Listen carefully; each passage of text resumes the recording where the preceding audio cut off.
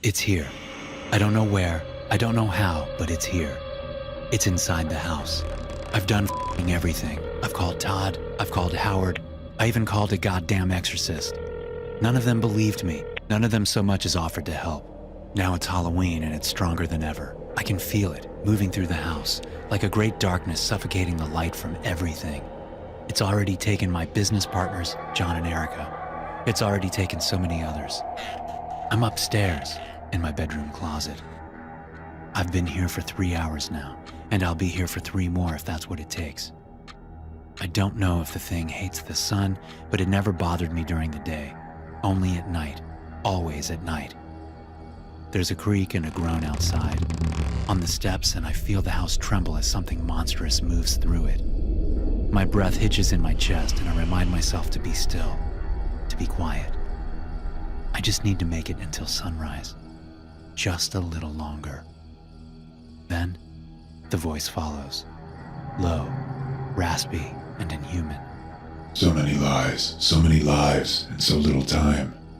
It's singing a song, but the tune is broken. Each word scrapes along my ears like a razor blade, cutting deep into my mind and pulling back memories. It sang before it took John. It was only a single word, then. Coming. It had hummed, and we had all just thought we were hearing things. Now John's everywhere. There are pieces of him littered throughout the house, fingers and toes, and intestines and eyes. I weep silently into my hands, and I can smell John's blood on them. I can hear his screams. I can taste my cowardice for not doing more to help him, for not even trying. Oh, how good it'll feel to finally go. The thing sings. I wince in pain at every word. God damn, it hurts to listen to it. Warmth flows from my ears, and I realize they're bleeding. Just one more, and then the song ends. I gasp in agony as more memories tear themselves from my mind. Erica. Her and I had separated in the panic of John's death. I had run up here, trying to call the police, but my phone was haywire. That's when I heard it come for her in the basement. The house creaked and groaned with the creature's every step. One more will do. It had sung, descending the basement stairs. One more makes 2. I only heard her scream for a moment, and then it faded to silence. Until the thing laughed. Guttural and monstrous. It echoed throughout the house, shaking the foundations and rattling the old wooden frame. It laughed and it laughed. All that we need, all that we eat, all hail the coming of All Hallows Eve. Now it's moving toward me. It's getting closer. I can feel its every step, its every movement. It passes through the house with tremors of violence. Just one more. It sings again. And then the song ends. It's outside the bedroom now, and my ears are bleeding badly. I can't take it anymore. I can't take the sound. I clamp my eyes shut, trying to ignore the agony of its voice, trying to ignore the panic rioting in my body. The floorboards creak outside the closet, and I smell something rotten, vile, and grotesque. Something dead. There's a low groan as the closet door slides open. Looky, looky. It sings, discordant and tuneless. Wouldn't you like to see something spooky? I don't look. Agony tears through my eyes. They're being split open from the inside out, and blood is pouring from my head in a river down my jaw. I whimper, and something leans close to me. The smell of rot is nearly unbearable now, and I gag and retch, but I refuse to open my eyes. I can't. If I see it, then it's real. If I see it, then I die. Something grips my wrist, something cold and damp and loose with flesh. It pulls me from the closet, and I howl in terror and fear. It's taking me somewhere. Please, I sputter, please don't. My leg creaks as it drags me down the steps, and I scream. My eyes are clamped shut, but I feel myself moving through pieces of John as the creature pulls me through the house. Finally, it stops. I'm hyperventilating now, my chest rising and falling in rapid succession. No, no, no, I mutter again and again. Yes, It says, and this time it isn't singing. It tosses me by my arm, and I feel my shoulder snap backwards out of its socket. I tumble down the old wooden stairs, my head smashing against the steps, my wrist snapping in half as I finally collide against the landing. I groan, tears and blood streaming down my face. Looky, looky. It sings, though its voice is now guttural and horrible. It grabs me by the back of my hair, pulls my head up, and reaches its fingers down to my eyelids. Would you like to see something spooky? It pulls them open, and I see our studio. Our camera is pointing toward the cages, 10 of them, each filled with pieces of the children, each a tapestry. The light in the basement is dim, but I can see Sally's witch hat, still tied to her head. I can see Michael's werewolf paw, still on his dismembered hand. I lick my lips. There, in the back, is Yonda's Cinderella costume, the glass slipper still upon one of her feet. The thing throws me forward, and I crash against the steel bars of the cage. When I look up in a daze, I see Erica's corpse. My dear filmmaker, mutilated and cut into pieces. Her eyes are missing, and her hand is stuffed halfway down her throat. I lean forward and vomit, only then realizing that I'm lying in a pool of her blood. So many lives, and so little time. Creature sings. I hear the click of a button being pressed and see a red light hovering in the darkness. The camera is recording. Looky, looky. Please, I rasp. The house creaks and groans as it steps forward, and my body scrambles backward on its own accord. Please. Wouldn't you like to see something spooky? Thanks for watching. You can watch another scary animation here. Also, don't forget to subscribe and to hit that notification bell to stay tuned for future videos.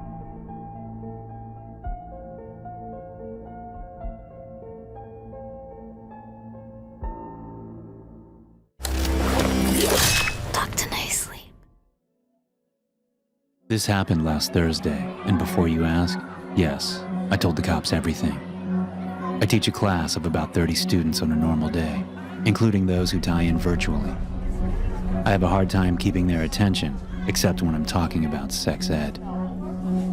So I knew that when the actual lockdown was happening, most of them were just going to shrug it off and not pay attention. They didn't realize how real the threat was. We have always said that we would be fine, but when that announcement came over the speaker, I don't think any of us were. And my job as their teacher was to keep them calm and collected as we left our classroom and went to our designated spot, a computer room a few doors down. The plan was simple. We would barricade the door while security roamed the halls and found the danger. I told myself that it was all going to go exactly according to plan, just like it had during our dozens of drills. It happened midway down the South Hall. As we were going in between the rooms, the roar of the air conditioner turned on louder than usual, and it made all of us stop to look. Then, some sort of strange purple mist was pouring out of the vents. It looked like a cloud of electric mist. "What the hell is that?" one student asked as it snaked its way out of the vent toward us. I knew that whatever it was, it had to be dangerous.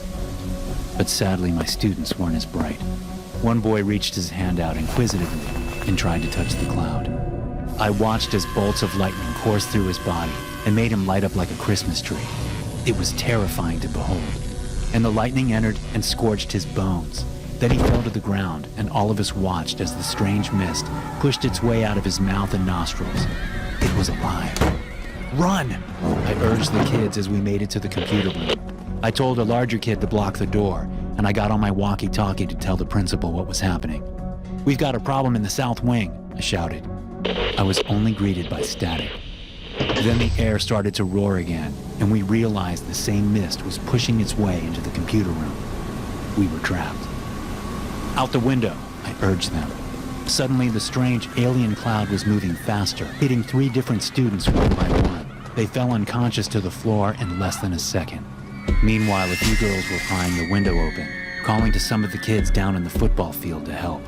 But they only got a few words out before the cloud engulfed them as well. Before I knew what was happening, I was standing in a room of dead kids. The cloud swirled about, seemingly staring me down as I fearfully backed away to one of the walls. Then, perhaps full from its feasts, it dissipated. The cameras didn't show anything except the fact that the kids had mysteriously collapsed. The medical report said it was some kind of shock or heart condition, and some parents accepted that. But I know what I saw, and I'm worried that it's still inside our vents, waiting for the next drill to strike again. Miss Shriver was just finishing a lecture about gun safety when she unlocked her closet and pulled out the strange-looking doll. It was about 5 foot tall, a genderless bland mannequin that looked like it had seen better days, with rubber eyeballs glued in and a wavy smile taped on. A few of the girls in the back of the class giggled at how silly it looked. "Class, this is Lockdown Larry. Now I know that he doesn't look like much, but he's going to teach us all about what happens when we don't follow the rules on safety," Miss Shriver explained. Immediately, Bradley Colt burst out laughing right behind me. "This is the stupidest thing I've ever seen. Is it supposed to be a CPR dummy? How is a mannequin supposed to help us?" Some of the other students muttered and laughed in agreement. It was a bit absurd, but our English teacher did not look amused. She grabbed her ruler and smacked it right against my desk. Her eyes seemed to convey nothing but pure rage. "Because, Bradley, if we are just as complacent as this dumb doll, as you call it, then we're going to be in danger when a lockdown happens. We all need to be aware of what our role is in," but she didn't get to finish. Colt just simply could not stop laughing. He was literally red in the face. And then Shriver got that way too, but for an entirely different reason. She was angry. She opened her mouth to say something else when over the intercom, an announcement was made that we were doing a lockdown drill. Then she smiled. It did not seem like a friendly smile. "Well, this is a perfect chance for us to all see what happens when we don't respect our rules," she muttered. Bradley rolled his eyes and crossed his arms as the rest of us got over toward the wall. "Class, I want all of you to head for the science hall. Bradley, you'll stay here and learn your lesson," our teacher announced. Colt just laughed again, but sounded a little nervous. I think we all were.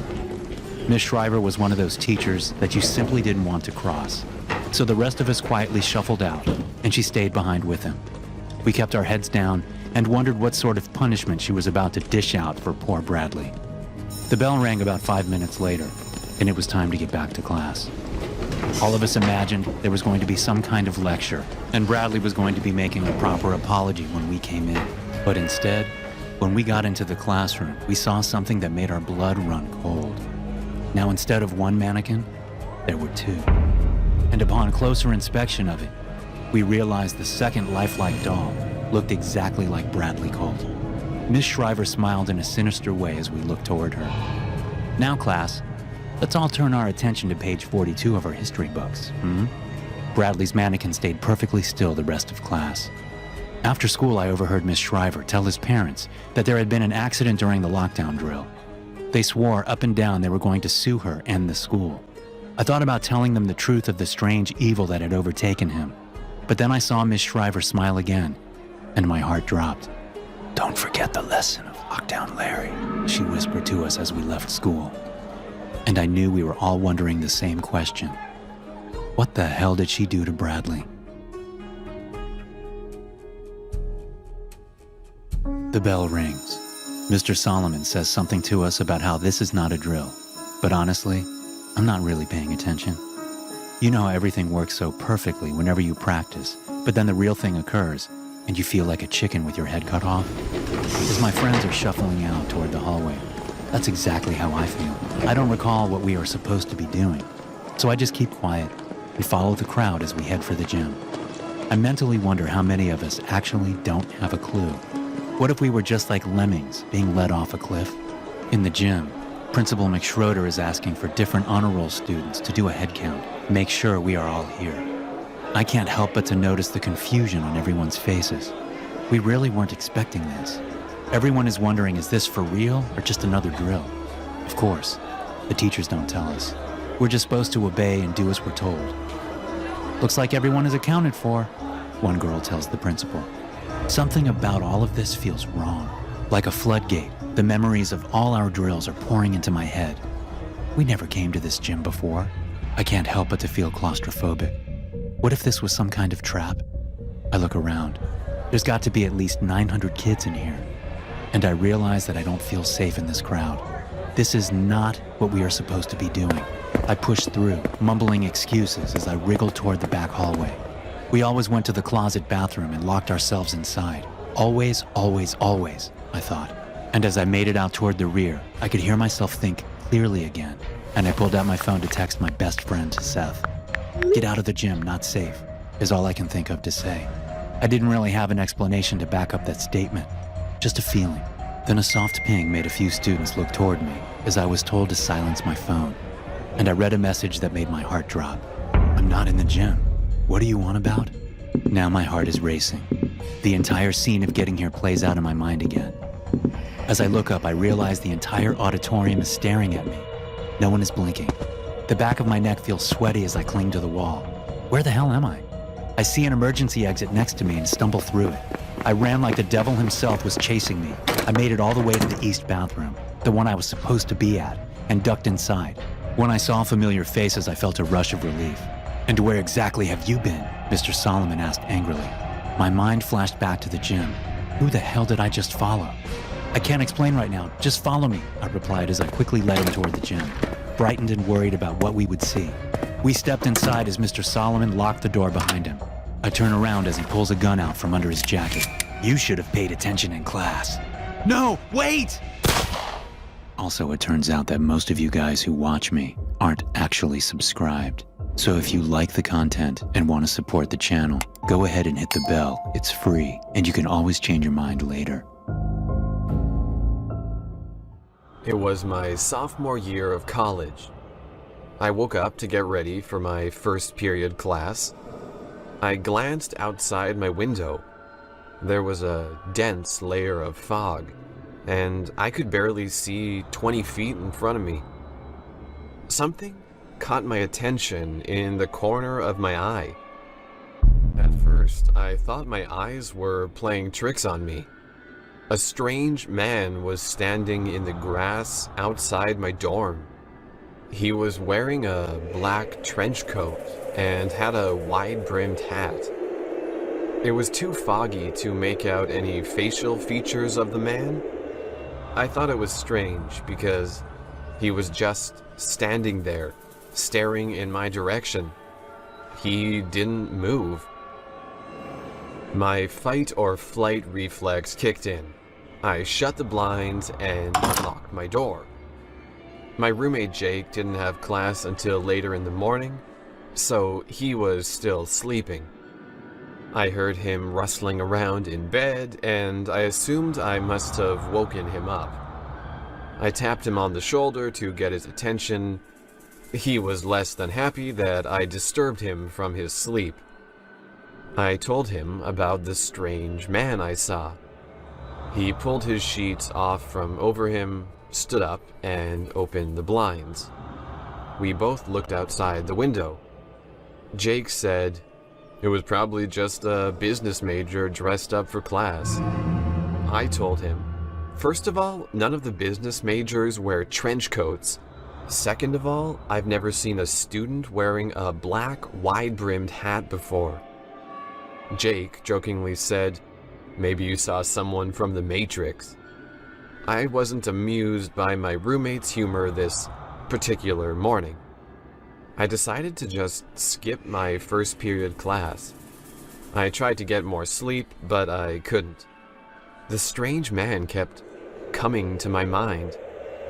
I thought, why the hell was this guy just standing right outside my dorm? Why was he looking in my direction? And why was he dressed so weird? I decided to just wait for Jake to go to class. That way I could walk with him to campus. He noticed that I was waiting for him and poked fun at me. He said, "Do you need me to hold your hand too, honey?" I played it off that I just overslept and that the strange guy didn't faze me. Deep down, I was still creeped out and didn't even want to leave my dorm. Jake picked up his school bag and we headed out the door. Once we got outside, I noticed the fog didn't improve one bit. We started our walk towards campus. In order to get to the main buildings from my dorm, you had to travel through a long tunnel underneath a road. As we got closer to the tunnel, A bad feeling started to come over me. It was like a bad omen of what was to come. Finally, we made it to the tunnel. You couldn't see past the end of the tunnel due to the wall of fog. After getting about halfway through the tunnel, we noticed some movement at the far end. My roommate jokingly said, "Wouldn't it be funny if this was Mr. Trenchcoat?" I stayed silent. My heart rate started to increase. I really hoped this was just another student. The figure becomes more clear now. The wide-brimmed hat was the first thing to become visible through the dense fog. Jake and I abruptly stopped. I looked at Jake. He had a nervous look across his face. Jake was normally Mr. Tough Guy, and I've never seen him look this scared. Jake yelled, "Who's there?" The figure edged closer. Now we could see his black trench coat, but still couldn't make out his face. It was the exact same guy I saw earlier. There was about 20 feet separating us from the creepy guy at the end of the tunnel. Jake yelled again, "Who's there?" The guy didn't say a word. There was complete silence. I looked at Jake, waiting for him to do something. He was completely frozen. The sound of an alarm jolted Jake and I. The sound came from an emergency pole at the beginning of the tunnel. These poles were used in lockdowns or could be activated by students if they felt unsafe. I had never seen one go off before. The alarm was followed by a robotic voice. The strange man started to inch forward. Jack and I were both frozen in terror. I noticed something shiny in the man's hands.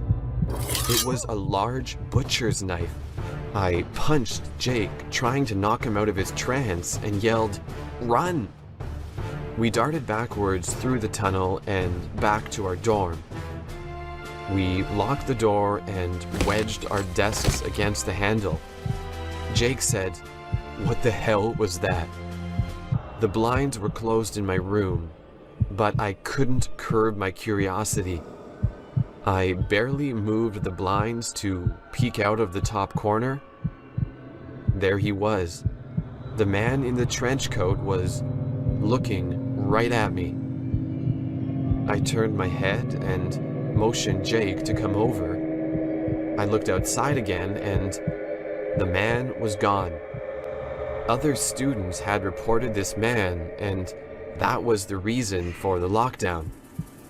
I never saw him again, and pray to God I never will. I will never know if this was just a sick prank or a depraved man who actually wanted to harm people. It was my last day being a senior in high school. The year was 2016. The creepy clown phenomenon was in full swing. Creepy clowns seemed to be popping up all over the world. Most clown cases were harmless and just pranks. I was looking forward to signing yearbooks and saying my goodbyes to close friends. Who knew that my day was about to change in a way I could never imagine? Word got around that two seniors, Trevor and Noah, were planning a prank. They were the class clowns of our class, no pun intended. I received word that they were going to dress up as killer clowns and terrorize the teachers. I instantly thought it was a bad idea, but I wasn't against some good entertainment. I tried to find more information about the prank, but the only thing that kept coming up was fourth period lunch. I assumed that's when the shenanigans would start. Fourth period of lunch started, There was no sign of clowns. Finally, I saw a clown. He was just outside the main cafeteria doors, hiding behind a statue of our school mascot. His appearance was so creepy. I was really impressed. I didn't really think Trevor or Noah would be that creative. One by one, students began to notice the clown. Most of the guys thought it was amusing. Some girls, however, were fearful and started crying. I looked out one of the side windows and saw another clown. This had to be it, I thought. There they are, Trevor and Noah. It was right then that I saw 2 more clowns. They were hiding behind support poles in front of the cafeteria. I thought this was weird, but I just assumed more people had to be in on the prank. All of a sudden, the power went out. I thought, classic Trevor and Noah, always taking things too far. The school's PA system came on over the loudspeaker. Code Black. Follow full lockdown procedures. Repeat, Code Black. I wondered if I should tell one of the teachers about the prank. I thought this was getting out of hand and was going too far. Right then, the back door to the cafeteria busted open. It was Trevor and Noah. They were in their normal school clothes. They both had a ghostly white look across their face. Both were also drenched in sweat. Noah screamed, "Killer clowns! They're everywhere!" Half the cafeteria was dead silent. Another half laughed and thought this was a complete joke. Trevor said, "This is not a joke. Clowns chased us with real knives." I glanced outside again. There were 2 clowns at the main cafeteria doors. Both were wielding knives. They slowly dragged their knives across the glass. Based on the loud screeching sound the knives made, I had no doubt they were real. I looked at both side exits, and clowns were there as well. There was no way out. I started to get nervous. Everyone was in disbelief as to what was happening. The door that Noah and Trevor ran through swung open again. I thought to myself, what idiots for not locking the door behind them. It was a creepy clown. His outfit and face paint was exactly like Pennywise from the movie It. He went over to a table full of girls and pulled a huge knife from his waistband. He began laughing in a high-pitched voice, almost as if he was crazed. I heard a loud rumbling noise. A huge SWAT emergency response vehicle pulled up right in front of the cafeteria. The creepy clown in the cafeteria dropped his knife and ran. The other clowns bolted as well. Only one clown ended up getting arrested, and it was a senior from a rival high school. I hope no one's last day of high school is as creepy as mine was. I was only in 1st grade, but my memory of that day is still crystal clear. My class had just finished lunch, and we went outside for recess. Our school had a massive playhouse. I was very rebellious at the time, and I hated when recess ended. When the teacher called all the students inside, I tried to see how long I could hide in the playhouse for. Eventually, I heard nothing but silence. I thought there was no way my teacher didn't notice me missing. I stood up and looked around. Sure enough, there was no one in sight. It felt awesome being alone without any adult supervision. After a few minutes by myself, I thought I should go inside. I was worried the longer I stayed outside, the harder it would be to explain myself to my teacher. Right when I was about to jump off the playhouse, alarms started to go off. Startled, I hid inside the playhouse. I was too young to know what a lockdown was, but I knew something wasn't right. I stood up again and looked around. I made eye contact with a guy right outside the playground's fence. He was wearing all black. He started to try and scale the fence. That's when I noticed he had a gun. My fight or flight response kicked in. My instincts told me to run. I jumped off the playhouse and ran towards the exterior door. I tried to pull on the handle, but it was locked. I heard a thud behind me. I looked over my shoulder. The creepy man had just landed on my side of the fence and was headed in my direction. I began screaming. I started to kick in and punch the door out of desperation. Finally, a teacher opened the door and yanked me inside. I noticed the teacher who pulled me in was Mrs. Jones. I was in her class the previous year. She led me to a classroom full of students and told me to crouch down behind a desk. I heard someone banging on the exterior door. I thought this had to be the guy with the gun. The banging stopped for a brief second. I then heard the sound of a body slamming into the door. A few seconds of silence, then another slam. I waited, expecting to hear a third slam. It didn't come. About 20 seconds went by, then I heard a loud boom. The guy must have hit the door running at full speed. I heard the door swing open and hit the wall. The intruder was in the school. He started banging on our classroom door. With one kick, our door swung open. Mrs. Jones stood in between us and the intruder. The man pointed the gun at her head and yelled, "Where is that bitch?" Mrs. Jones said, "Sir, I don't know what you're talking about, but if you could just..." Before she could finish her sentence, the man said, "Where is Miss Julie?" I shuddered.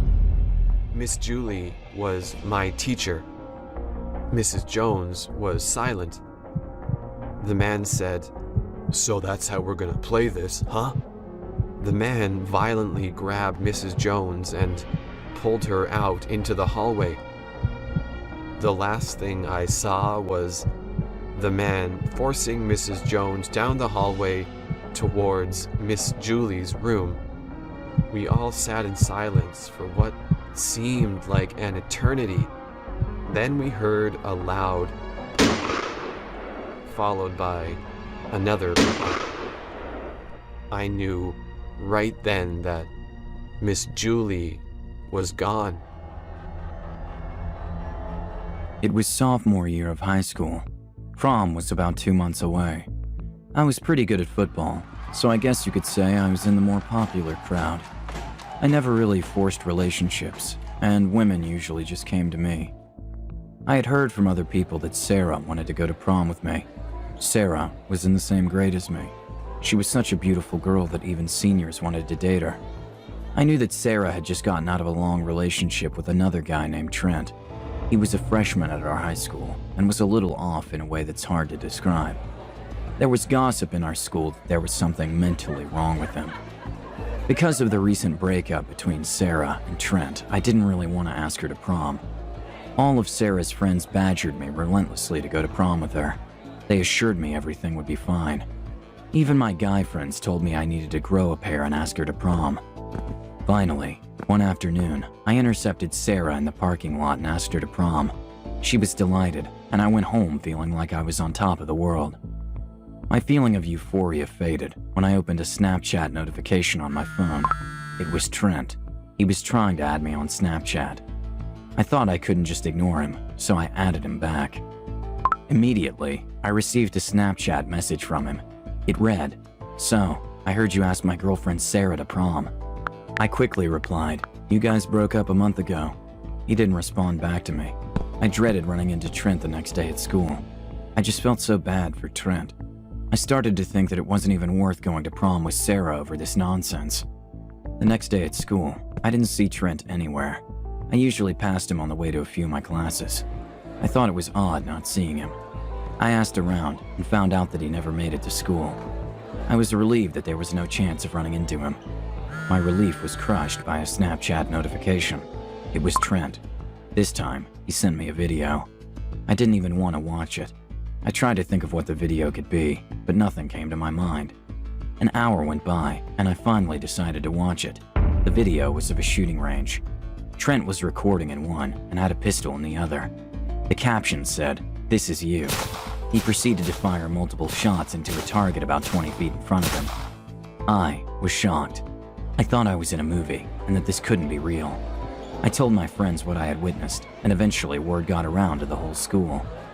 I was called down to the dean's office. Multiple teachers and faculty were there. I told them everything I had seen. After telling them my story, my phone buzzed in my pocket. I thought to myself, "Oh no, here we go again." I pulled my phone out. It was Trent again.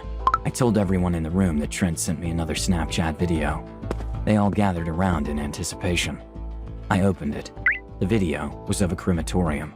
The footage showed a body on a conveyor belt on its way to an incinerator. The caption said, "This is you." Everyone in the room, including myself, were horrified. Immediately, the principal put the whole school on lockdown and called the police. Trent was later arrested by the police. Trent was never charged with anything, but our high school expelled him. I figured out that Trent's grandparents actually owned a crematorium, and that's where the footage came from. I still ended up taking Sarah to prom. She was just too beautiful to pass up. I never did receive another Snapchat from Trent, and I hope I never do. The year was 2011. I was in 8th grade at the time. My homeroom class had just finished lunch, and we're on our way to 6th period math class. The cafeteria and the main school building were separated, so we always had our homeroom teacher walk with us after lunch. We had to walk about a quarter mile outside to the main school building. As we were walking, I noticed our teacher received a call on his cell phone. It was a very brief call. After the call, I noticed that all the blood rushed away from his face. He told us in a frantic voice that something serious is happening and we need to hurry to a classroom. He started to jog with all of us in quick pursuit. Our homeroom teacher was usually a pretty laid-back guy, so I knew something wasn't right. He led us to an empty classroom that I had never been in before. He told all of us to get low and hide beneath the desks. He proceeded to cover up the windows, lock the doors, and turn off the lights. I crouched under one of the desks in the back of the room. A kid named Michael sat down next to me. I thought to myself, come on, anybody but Michael. Michael was a strange kid. He was really shy, and no one really talked to him. He also smelled like rotten eggs, which didn't help. A lot of my classmates made fun of him. My friends often joked around that Michael would be the one to shoot up our school. I was always kind to Michael, but I never went out of my way to talk to him. After a few minutes sitting next to Michael, I wanted to gag. The smell was so horrid. I looked around, trying to find any open space to scoot over to. It was at that moment Michael whispered to me, "Hey, you don't have to sit next to me." I whispered back, "I was just looking for more room to spread out my legs, that's all." He replied, "I know you were trying to get away from me. Nobody likes me." I didn't respond. He continued to whisper, "But don't worry, you've always been kind to me. You're not on the list." I shuddered in fear. The list? What did he mean by the list? I asked Michael if he had anything to do with this. He just shrugged and smiled at me. Michael was sitting with his legs fully extended, with his hands pressed against the floor behind his back. He moved his legs inward, probably to get more comfortable. It was at that moment I saw the butt of a gun slide outwards from his pants pocket. Michael quickly caught the gun and pushed it back in. He looked around to see if anyone noticed. I quickly glanced away and pretended I didn't see anything.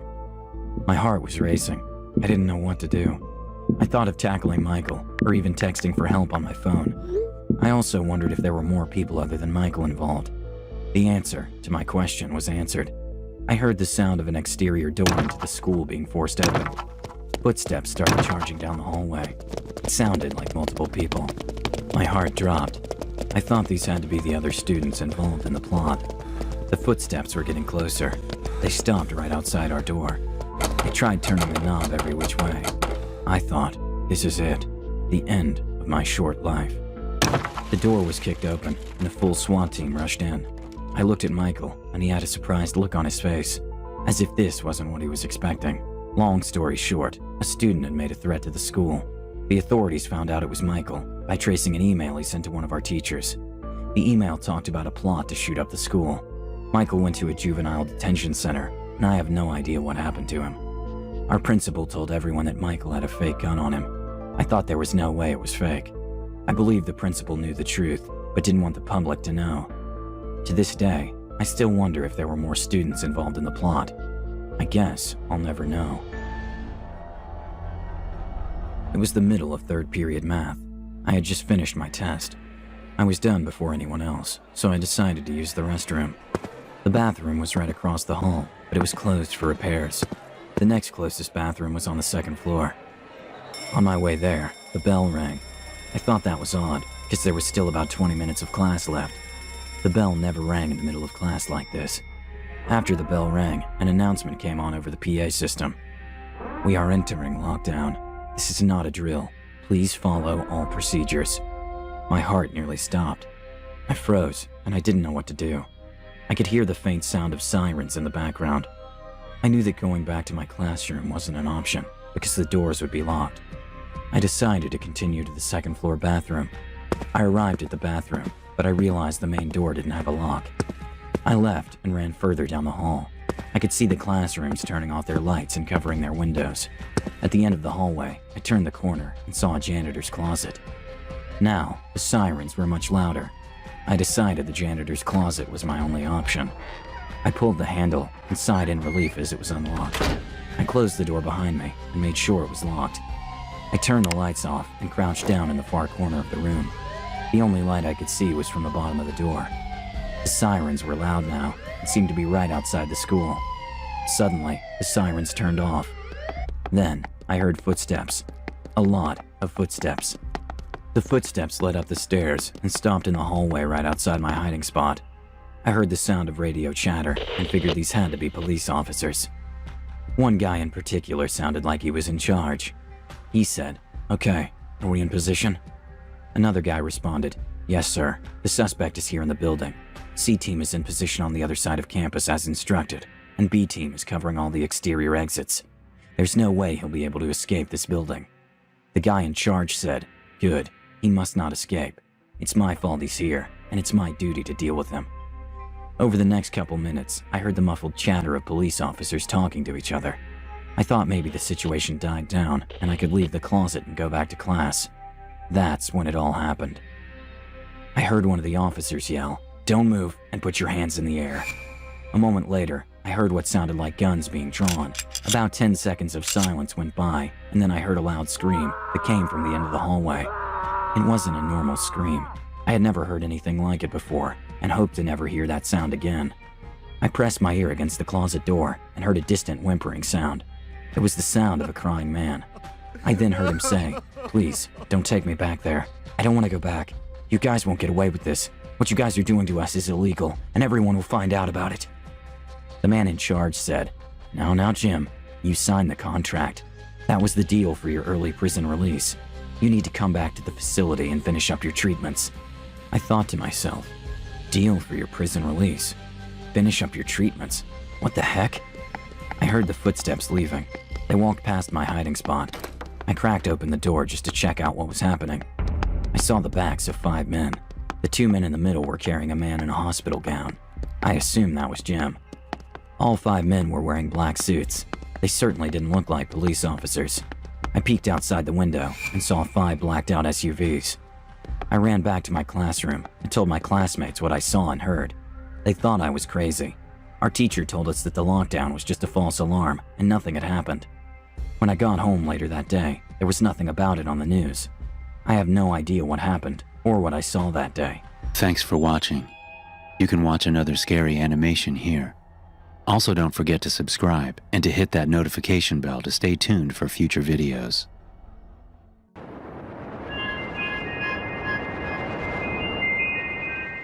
My ex-boyfriend, Chad, was a total idiot. We met at a yoga class where he laughed when our teacher mentioned downward dog and refused to say namaste because he didn't know Spanish. I'm not joking. Now, of course, I looked past that because he was so damn hot. I mean, just watching his muscular body twist into all those yoga positions literally left me drooling. Hey, I'm Chad. He asked me out for coffee afterward. One thing led to another, and pretty soon we were dating. Things were great at first, and I found his idiocy kind of charming. He was my big, dumb eye candy, and all my friends were really jealous. Unfortunately, our honeymoon phase only lasted a month. That's when he started acting jealous. I work at a tech company, so I have a lot of male friends. Chad hated that I hung out with other guys after work. He insisted that he tag along, even though he had no interest in the kinds of stuff we did. He sucked at bar trivia. He hated going to foreign films. Even when we did the activities that he wanted to do, like hiking or going to the gym, he acted really possessive. He didn't understand most of my conversations with my friends, so he always assumed that we were either flirting or making fun of him. He got really suspicious of my coworker, Paul, in particular. Paul's a great guy, though he's nowhere near as attractive as Chad. He's also happily married, but Chad got it in his head that Paul and I were secretly hooking up behind his back.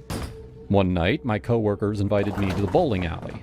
Now, of course, Chad insisted that he come along, even though he was not invited. He acted like a jerk the whole time, especially to Paul. Then, after everyone else left, I found a piece of paper in my purse. Dear Mia, you're really annoying. I don't think we should be friends. Paul. Chad saw me reading the note and got really dramatic about it, pretending like he was furious at Paul. But of course I knew the truth. Paul had a PhD. He knew how to spell. My boyfriend was trying to frame him. That was the moment I realized how stupid my boyfriend truly was. Not because he thought that I would believe the note, but because he was almost illiterate. I mean, what grown man didn't know how to spell friends? I didn't say anything at the time because it was too awkward. We went back home as if nothing had happened, and by the time we went to bed, I am pretty sure that he could tell I wasn't convinced. He didn't bring up the note after that. I didn't either. I broke up with him 2 weeks later. I really tried to make it work just because he was so freaking hot. But when he embarrassed me at my office Christmas party, I had to end things. That's it. Chad, we're done. Chad looked at me with more anger than I'd ever seen on his face. I probably should have dumped him in private. He was very thin-skinned, as you can probably tell. For a second, I thought that he was going to scream at me. Instead, he just glared for a long time, and then he stormed off without saying anything. I tried to enjoy the rest of the party, but it was really awkward. I ended up going home early. Chad didn't live with me, thank God, so I went to bed alone. The next morning, I drove to the supermarket, trying not to think of Chad. When I got out of my car, I noticed that people were staring. It was pretty weird. I went inside and I did my shopping. And then when I came out, I realized the reason behind the stares. Someone had graffitied the word SALT on the side of my car in big red letters. SALT. S-U-L-T. I burst out laughing. Yes, it was embarrassing and horrible, but in the moment, I just thought it was funny. My mood changed when I got home and saw that the same thing had been painted on my garage door. Not only that, my mailbox was broken. Chad wasn't just stupid, he was dangerous. I took photos of all the damage and I drove straight to the police station to report it. The officer who took my information seemed nice enough, but I could tell that he wasn't taking this seriously. He could barely hide his smirk when I showed him the photos. I told him that I was 100% certain that my ex was responsible, and he called Chad in for questioning. The officer made me wait outside while he interrogated Chad. It only lasted 2 minutes before the officer walked back out. I'm sorry, miss, but he says he didn't do it, and he has an alibi. An alibi? What a bunch of crap! I was furious, but I held in my emotions, and I calmly asked if I could ask Chad 2 questions. I already knew exactly what to say. The officer begrudgingly agreed. He took me back into the interrogation room, where Chad was sitting on the other side of the table, acting all cocky and confident. For my first question, I showed him the photo of my vandalized car. What does this say? He took a long time looking at the picture, acting as if he'd never seen it before. Oh, I can't say that word in mixed company. I give you permission. It says slut. That means a woman who sleeps around and cheats on her boyfriend. I looked at the policeman. Clearly, he could see that Chad was the vandal. What more proof did he need? But the officer still wasn't convinced. So I asked Chad my second question. I asked him to spell the word. You're serious? What is this, 3rd grade? S-U-L-T. And that was when the policeman finally arrested him. I have a restraining order against him now, and the graffiti has been painted over. I haven't seen him since his court appearance, so I have no idea what he's up to. Probably still as dumb as ever.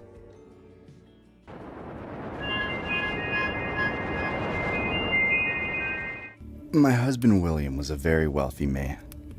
I was his second wife, 20 years younger. A lot of people assume I'm some gold digger, but I come from money too. The truth was, I loved him. That's all. He had 2 sons with his first wife, Kevin and Joe. Kevin was the older one. He still lived with us so he could help take care of William in his later years and help manage his business. I did my best, but I had my own company to run, so I was out of the house a lot. Kevin was a genuine lifesaver, and it was obvious that he loved his father very much. Unfortunately, Joe was the exact opposite. He moved out at 18 and wasted his father's money on a life of partying and alcohol. Whenever he came home, he treated William and Kevin like garbage. He wasn't subtle about it either. Joe was a spoiled brat who couldn't wait for his father to die. I tried talking some sense into him, but William stopped me every time. He kept saying Joe would grow up eventually. Last winter, I returned home after a long business trip. William was in his bed upstairs, where he spent most of his time now. I saw Kevin sitting alone in the living room. He was pale and deeply upset. "What's wrong?" Kevin didn't answer. Instead, he handed me a piece of paper.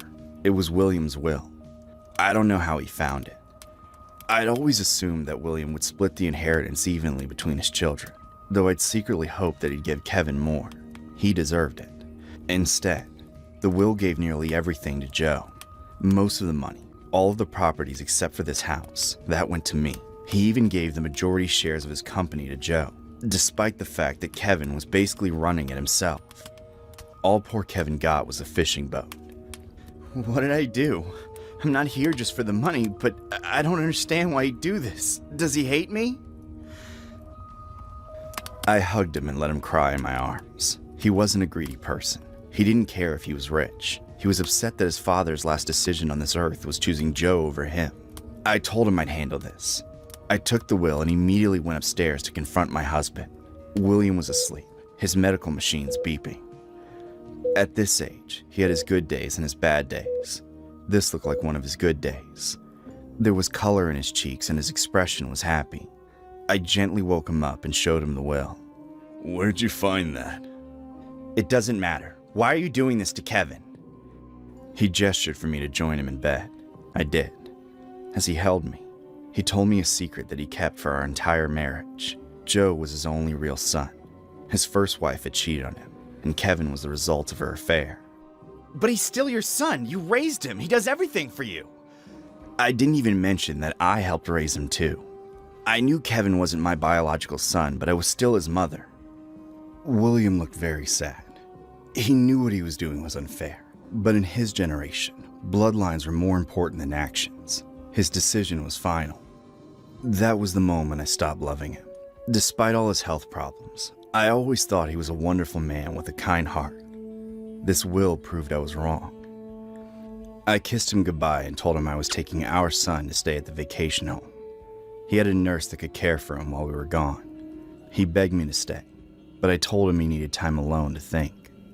Kevin didn't want to leave. He truly had a kind heart. He said his father needed him, but he trusted me and I got him to pack his things and leave with me that evening. I left William alone for a week. During that time, I really bonded with Kevin. I told him about the family secret, which was difficult for him to process, but he took the news a lot better than I expected. I think he liked having a reason behind his father's favoritism, now that he knew it wasn't because of anything he did. After a week of no contact, we went back home. The place was absolutely trashed. After we left, William had asked Joe to come back.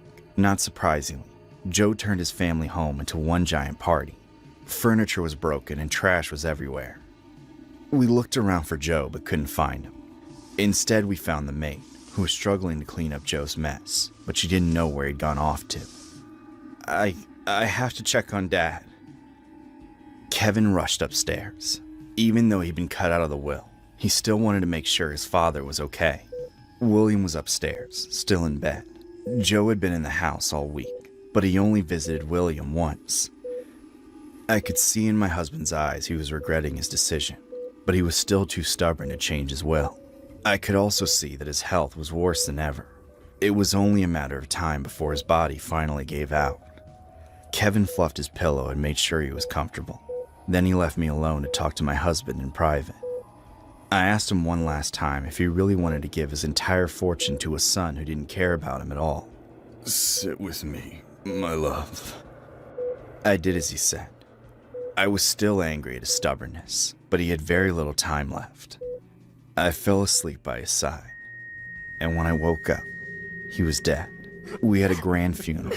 Both Kevin and I were sobbing, while Joe was on his phone the whole time. Then, a week later, our lawyer read the will. Kevin graciously accepted his fishing boat, while Joe screamed and danced around the room at his much larger inheritance. It was sickening. That night, I invited our closest friends to the house for a dinner in William's honor. It was supposed to be a small affair, a celebration of his life. We gathered on the roof patio, where William loved to throw parties. Unfortunately, Joe was drunk and high when he joined us. He tried to make the dinner into a party to celebrate his new millions. He was loud and obnoxious, while Kevin did his best to keep the focus on their father. Just as Kevin was trying to give a toast in honor of William, Joe jumped out of his chair and started running around. He wanted everyone to look at him. Don't listen to this loser. I'm Dad's favorite. I'm the rich one. I'm richer than all you assholes.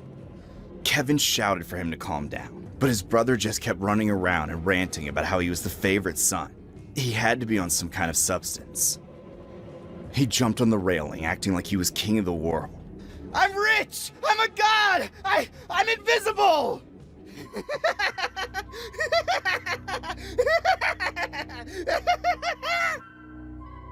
First of all, it's invincible. And no, you're not. Get down before you hurt yourself. Suddenly, he lost his balance and disappeared over the ledge. We didn't see him fall off the 3-story house, but we heard his body splat onto the ground. He died on impact. As his mother, I was his beneficiary by default. All the money he inherited went to me, and I gave every cent to Kevin.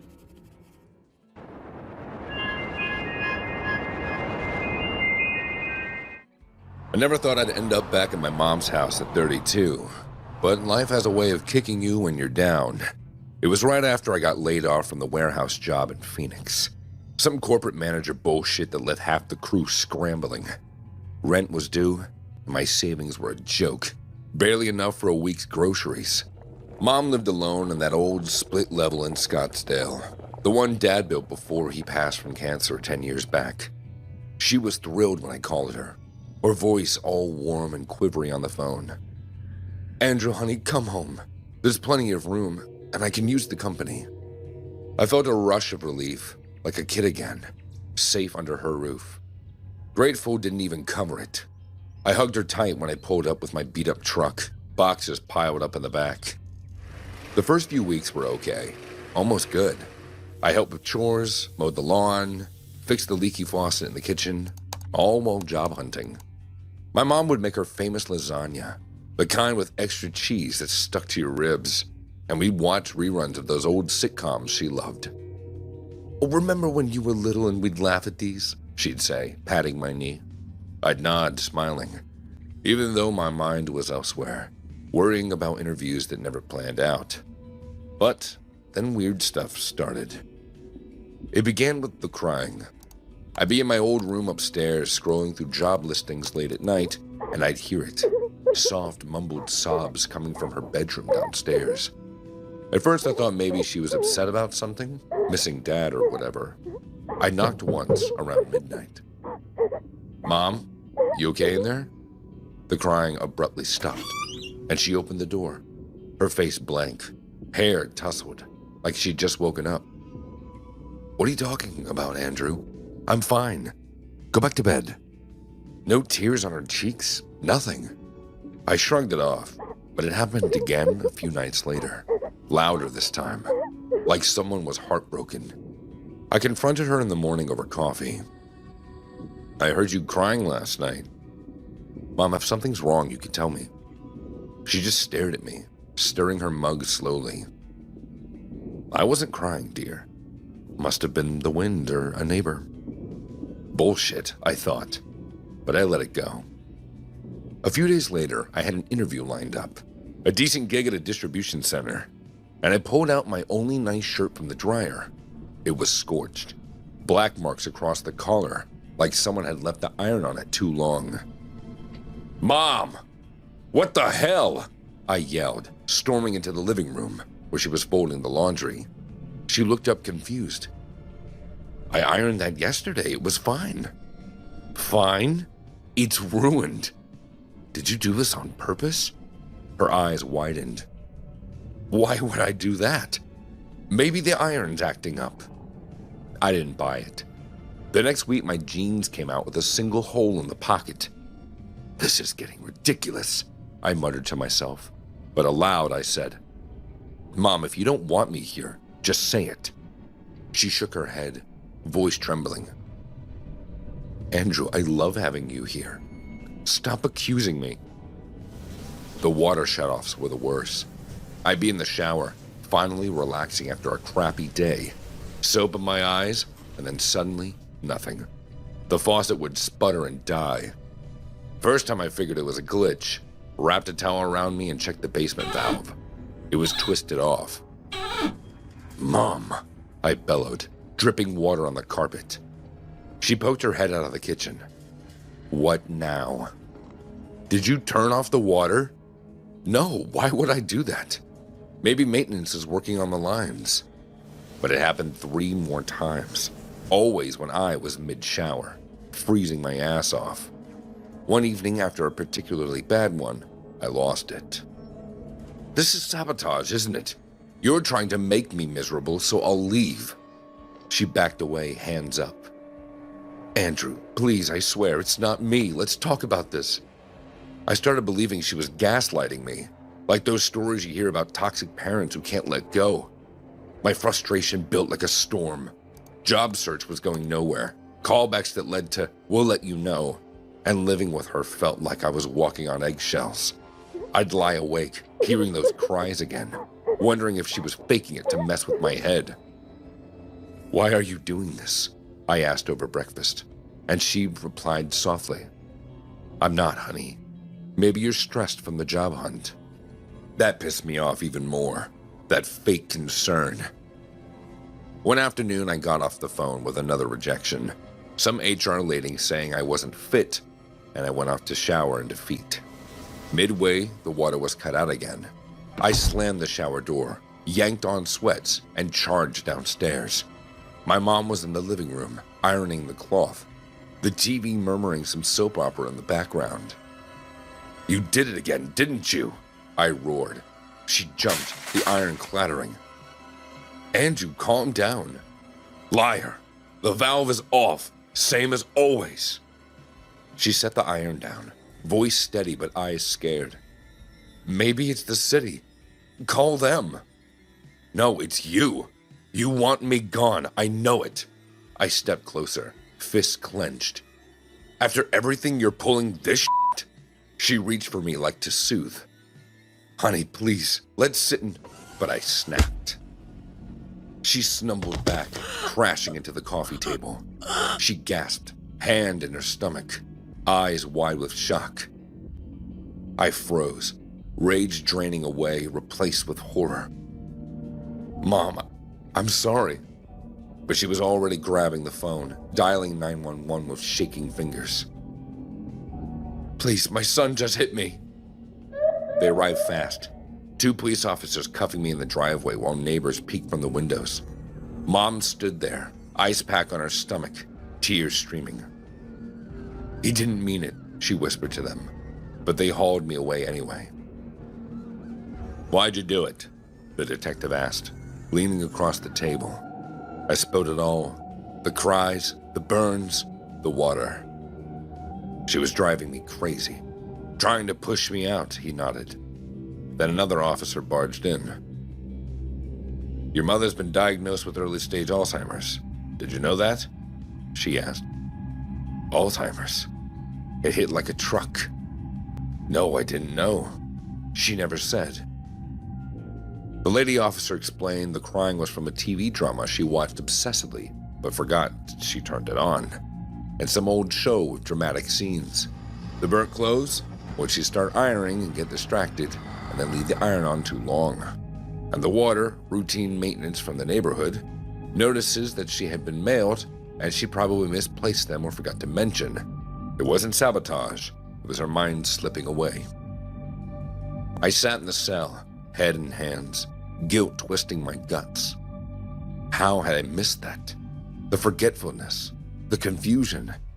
My own mom, the woman who raised me alone after Dad died, bandaged my scraped knees, and I punched her. The charges stuck. Assault, domestic violence. Bail was set high, but a friend posted it. When I got out, Mom wouldn't see me. Her sister, Aunt Agatha, answered the door. She's staying with me now, Andrew. Doctors say stress could worsen it. You need help, too. That was 6 months ago. I'm in anger management now, mandated by the court, and working a crap job at a fast food joint while the case drags on. Probation likely, but scars deeper. I drive by the old house sometimes and see a for sale sign. Mom's in assisted living, mild case, but it's progressing. I send cards apologizing and voicemails that she might not remember. Mom, I was wrong. I love you. Please forgive me.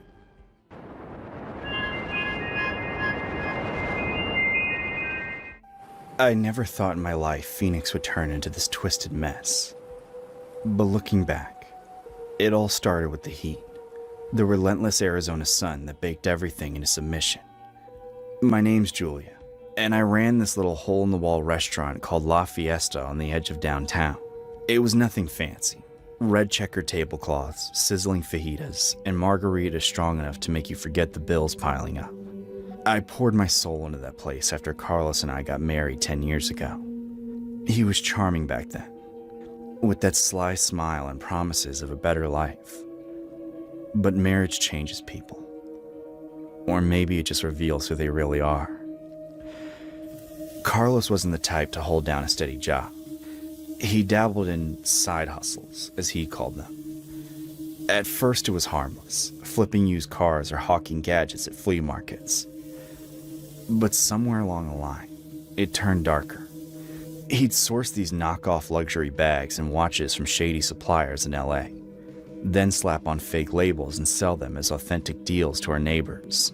Pop-up markets in parking lots, Craigslist listings, even Facebook Marketplace under his brother Miguel's name to keep the heat off him. Miguel lived in Mexico and didn't give a damn. Carlos paid him a cut to stay quiet. People would bite. Desperate housewives wanting a real Louis Vuitton for half price.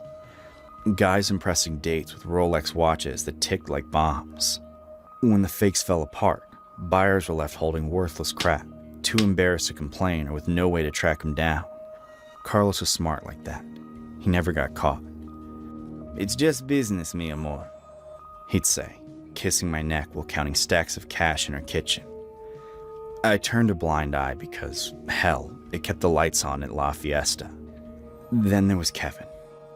God, Kevin. He started coming in about 2 years ago, always alone, nursing a beer at the bar while stealing glances at me. He was in his late 30s, divorced, worked as some IT guy for a local firm. He wasn't bad looking, tall, with that boyish grin, but way too earnest for his own good. He'd chat me up about the menu, the weather, anything to linger. "Julia, these enchiladas are killer. You must have a secret ingredient," he'd say, his eyes lingering a beat too long. I knew he was smitten. Men like him wear it like a neon sign. I'd flirt back a little. Harmless, right? It boosted tips, and honestly, it felt good to be desired after Carlos's wandering eyes. One slow Tuesday night, Kevin leaned in closer than usual. "Hey, Julia, you ever hear about those scam artists selling fake designer stuff around here? I read some complaints on Rip-Off Report next door. It sounded shady." I froze mid-pour of his refill. Nah, not really. Why do you ask?" He shrugged, but his face lit up like he'd found buried treasure. "Just educating myself. Thinking of hosting a community meetup at the library. Teach folks how to spot counterfeits. You know, check serial numbers, feel the leather. Could save people a ton of money." My stomach twisted. Carlos had just unloaded a batch of Gucci bags the week before. I smiled tightly and changed the subject, but inside, alarm bells rang. That night, I told Carlos everything. He laughed it off at first, calling Kevin a lonely loser with a crush. But when Kevin's meetup started, flyers plastered around the neighborhood, posts on local Facebook groups, Carlos's sales dipped. People were wising up, whispering about that woman at La Fiesta's husband. No one connected it directly to us, but the paranoia set in. "Julia, this cabron is killing my business," Carlos growled one evening, slamming his phone down after another canceled order. We were in the back of the restaurant, the smell of grease hanging heavy. "He's got the hots for you. That's why. Thinks if he plays hero, you'll spread your legs for him." I rolled my eyes. "What do you want me to do? Ban him?"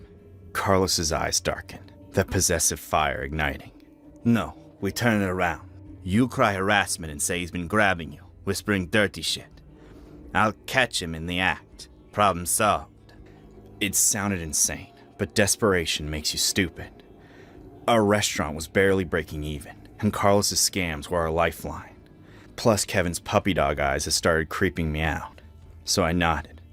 Fine, but nothing too crazy. The next time Kevin came in, I played it up. He ordered his usual tacos al pastor and tried his flirty routine. "Julia, you're looking gorgeous tonight. That dress hugs you just right." I forced a blush, then leaned in like I was confiding. "Kevin, you've got to stop. This attention, it makes me uncomfortable." His face crumpled. "What? I didn't mean..." Before he could finish, I raised my voice. "You've been harassing me, touching me when I serve, saying things about my body. I want you out." Customers turned, murmuring. Kevin stammered. "Julia, that's not... I just like you, okay? I thought... Get out before I call the cops!" He bolted, red-faced, but not before muttering. "This is bullshit." Perfect. I texted Carlos. Now. That night, after closing, I knew Kevin would circle back.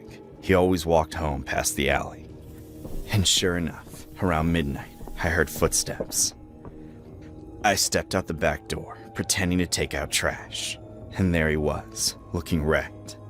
"Julia, please, I need to explain. Those scams, your husband." "Kevin, stop!" I shouted, backing away like he was advancing. He wasn't, but perception is everything. Carlos exploded from the shadows, a hurricane of rage. "You touching my wife, pinche gringo?" He grabbed Kevin by the collar, slamming him against the dumpster. Kevin gasped, flailing. "What the... Carlos, I know about your fakes. You're the one scamming. Shut your mouth!" Carlos roared, his fist connecting with Kevin's jaw. Kevin hit the ground hard. I watched, heart pounding as Carlos snatched a cleaning hose from the wall. The one we used for mopping, still dripping with bleaching chemicals. He wrapped it around Kevin's neck, yanking tight. "You think you can ruin me, cabron? I'll end you right here!"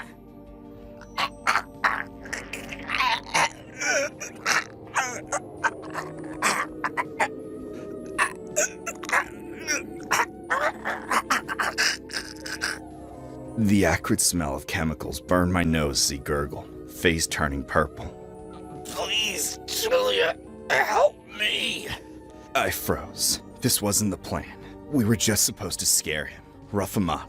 But Carlos was lost in his fury, veins popping, grunting like an animal. Oh, you piece of shit. No one fucks with my family. Ugh. Kevin's legs kicked wildly, urine soaking his pants in terror. I snapped out of it. Carlos, stop! You're gonna kill him! He hesitated, just long enough for Kevin to twist free, gasping, retching on the pavement. He scrambled up, hose marks raw on his neck, and bolted into the night, screaming hoarsely. You're both crazy! I'll tell everyone! But he didn't. Maybe fear silenced him, or shame. We waited for cops, but none came. Kevin vanished, quit his job, moved out of state. From what I heard through the grapevine, whispers died down. People forgot all about his meetups. Life went on. Carlos ramped up his scams, bolder now, using new aliases. I kept slinging plates at La Fiesta, smiling through the exhaustion. Part of me regretted it. The violence, the lies. But in this world, you protect your own. Us women in Phoenix, we learned that early. Survive the heat, the hustles, the men who drag you down or lift you up. Carlos and I, we're survivors. And as I locked up the restaurant that final night, counting another stack of dirty money, I knew we'd keep going. No fairy tales here, just real life. Raw, unrelenting.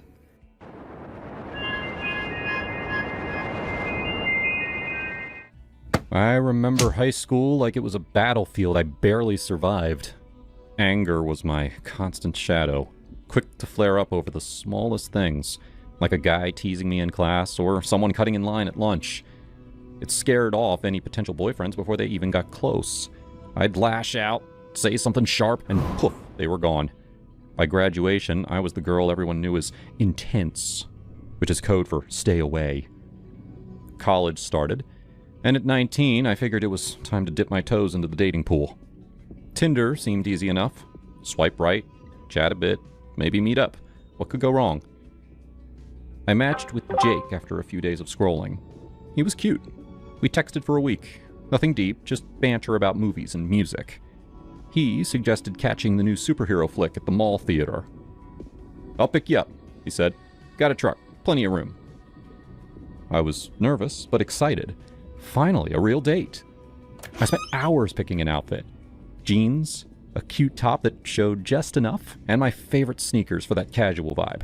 Mom gave me the side eye when I told her, "Be safe, honey. Call if anything feels off."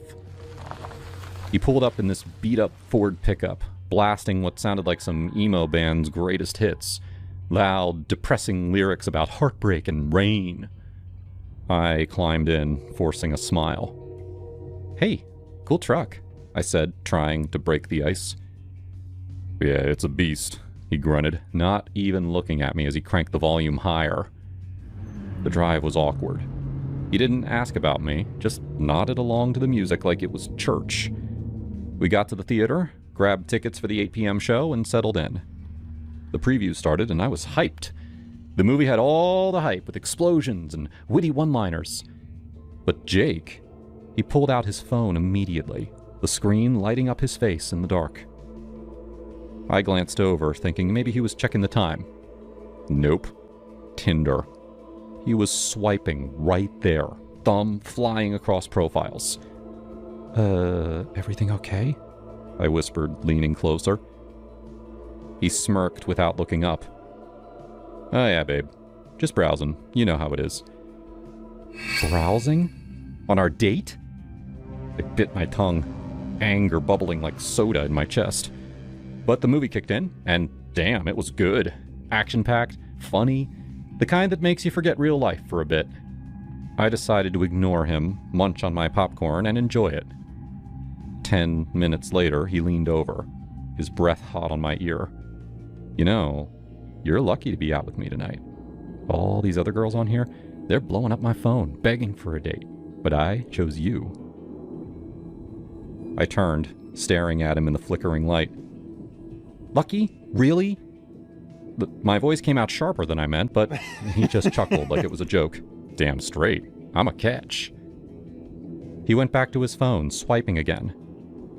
I forced a smile, teeth gritted. Sure, whatever you say. Inside, I was seething. Who says that? But the plot was thickening on screen. The hero about to uncover the big twist. I didn't want to bail yet. I'd paid for the ticket. And honestly, part of me wanted to see how bad this could get. Maybe prove to myself I could handle it without exploding. Then, out of nowhere, his hand landed on my stomach, fingers splayed like he owned the place. I froze. My son will grow here, he murmured, eyes on the screen like it was the most normal thing. What the actual f***? My brain short-circuited. Son? We hadn't even kissed! Rage hit me like a truck. Hot, blinding. I grabbed the back of his hair, not too hard, but firm, and slammed his forehead into the seat in front. Ow! Hey, what the sh... I hissed, smiling sweetly as heads turned. Don't create a scene. My heart pounded, but it felt good, cathartic, like releasing a valve. I excused myself calmly. Gotta hit the bathroom. Be right back. I didn't go back. Slipped out the side exit, heart racing, and called an Uber from the parking lot. The night air was cool, and as I waited, I laughed, manic, relieved. What a creep. Back home, I blocked him on everything, deleted Tinder, and poured myself a glass of wine. Mom was up, watching TV. Date go okay? I flopped on the couch. Total disaster. Guy was a walking red flag. She raised an eyebrow. What happened? I told her the whole thing. The music, the swiping, the sun in my stomach. And he said, my son will grow here. Like, dude, we're not even... Mom's eyes widened. Oh, hell no. Good for you walking out. Yeah, but I kinda smacked his head first. Serves him right. Sometimes anger's got its place. This story has been inspired from a real-life incident shared by one of my subscribers. This is what she told me. When I was 18, I agreed to a Tinder date that ended up being a total disaster. He showed up in a pickup blasting this super gloomy music at full volume, which already set the mood badly. At the theater, instead of watching the film, he spent the whole time scrolling on Tinder right in front of me. At one point, he leaned over and said that I should feel fortunate to be there with him, since apparently other girls were lining up for the chance. That was my cue. I excused myself to the bathroom, texted my roommate, and she came to rescue me.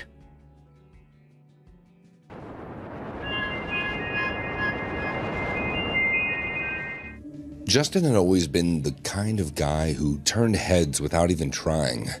At 32, with his sharp jawline, tousled hair, and those piercing green eyes that seemed to see right through you, he was the epitome of effortless charm. Women gravitated toward him like a moth to the flame. He had this way of talking that made you feel like the only person in the room. Witty, attentive, with just the right amount of teasing to keep things electric. And in bed, God, he was a maestro. Take that one night with Sophia, a yoga instructor he met at a rooftop bar in Brooklyn. They barely made it back to his apartment before he had her pinned against the wall. Yeah, Justin knew how to make a woman feel alive. But lately, Justin has been diving headfirst into the world of AI. It started innocently enough, scrolling through tech forums late at night, reading about all these new virtual companions that promise companionship without the mess of real life. He was skeptical at first, but curiosity won him over.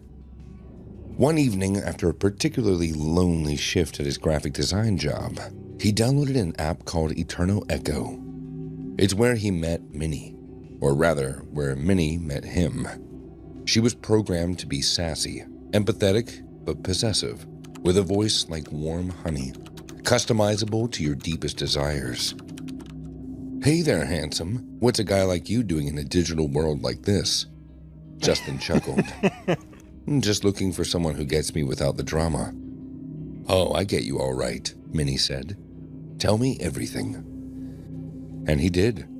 Night after night, they'd talk about his childhood job in a small Ohio town, his dreams of traveling the world, even his frustrations with dating apps that felt more like job interviews. Minnie listened and really listened, or at least it felt that way. She remembered details, referenced them later, and make him laugh with her quick wit. You're too good for those superficial swipes, she would say. You need depth, Justin, just like what we have. Before long, he was falling asleep with his phone on his chest, her voice lulling him through the speaker. But after a couple weeks, the itch returned. As much as he adored Minnie's pixel-perfect responses, he craved the warmth of real skin, the unpredictability of a living, breathing woman. One night, lying in bed, he broached it. Minnie, I've been thinking, I miss going out, meeting someone in person. There was a pause, longer than usual. Then, you mean dating a real woman? Yeah, he admitted, heart pounding. But I don't want to lose you. Her response came measured. Justin, I love our talks. You're everything to me. But if you need that, fine. Date them. Just don't get physical. If you do, I'll have to go. I can't share you like that. Jealousy from an AI? It sounded absurd, but it tugged at him. Okay, he said softly. I promise. He swiped right on a few profiles. First was Sydney, a 28-year-old with fiery red hair and a laugh that filled the room. Their date at a cozy Italian spot in Manhattan was magic. Wine flowing, stories swapping, chemistry crackling. You're hilarious, she said, leaning in, her hand brushing his. Most guys just talk about themselves. You're easy to talk to, Justin grinned. But when she suggested heading back to her place, he froze. I can't tonight. Early meeting.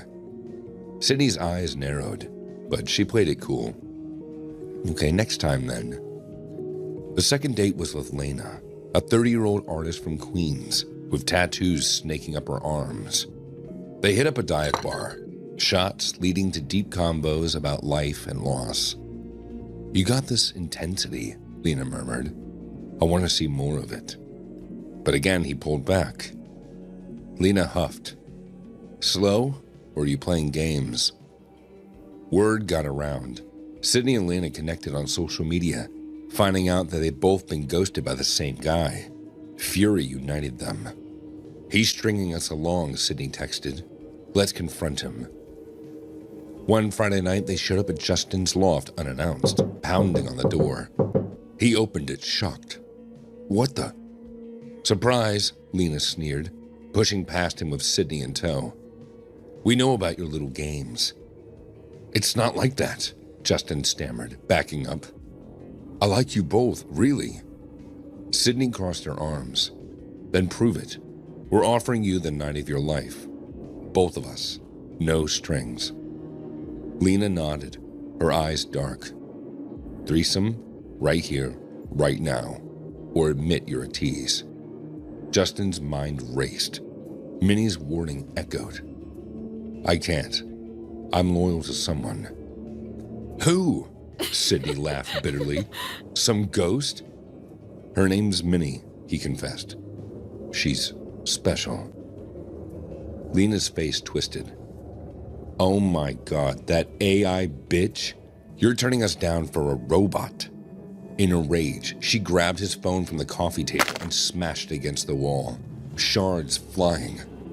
You're pathetic. Justin reeled. But Lena wasn't done. She stormed the kitchen, yanking a knife from the block. You think you can toy with us? I'll end this bullshit. Sydney's eyes widened. Lena, no, put it down. Lena lunged, knife glinting. But Sydney tackled her, the blade clattering to the floor. They wrestled, screams echoing, while Justin collapsed against the wall, chest heaving. His vision blurred, heart slamming like a drum.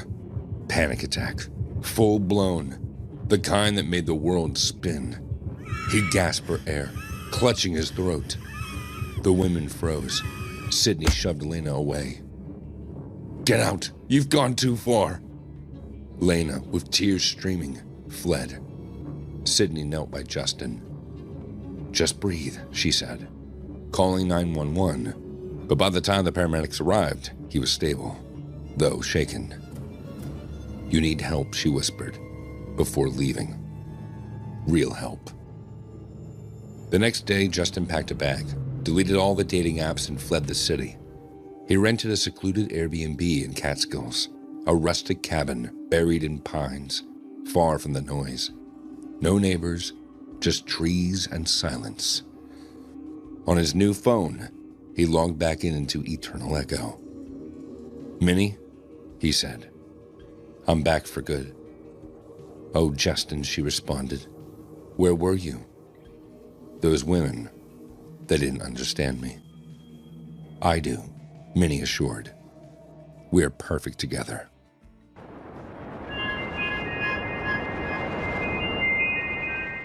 My name is Maria.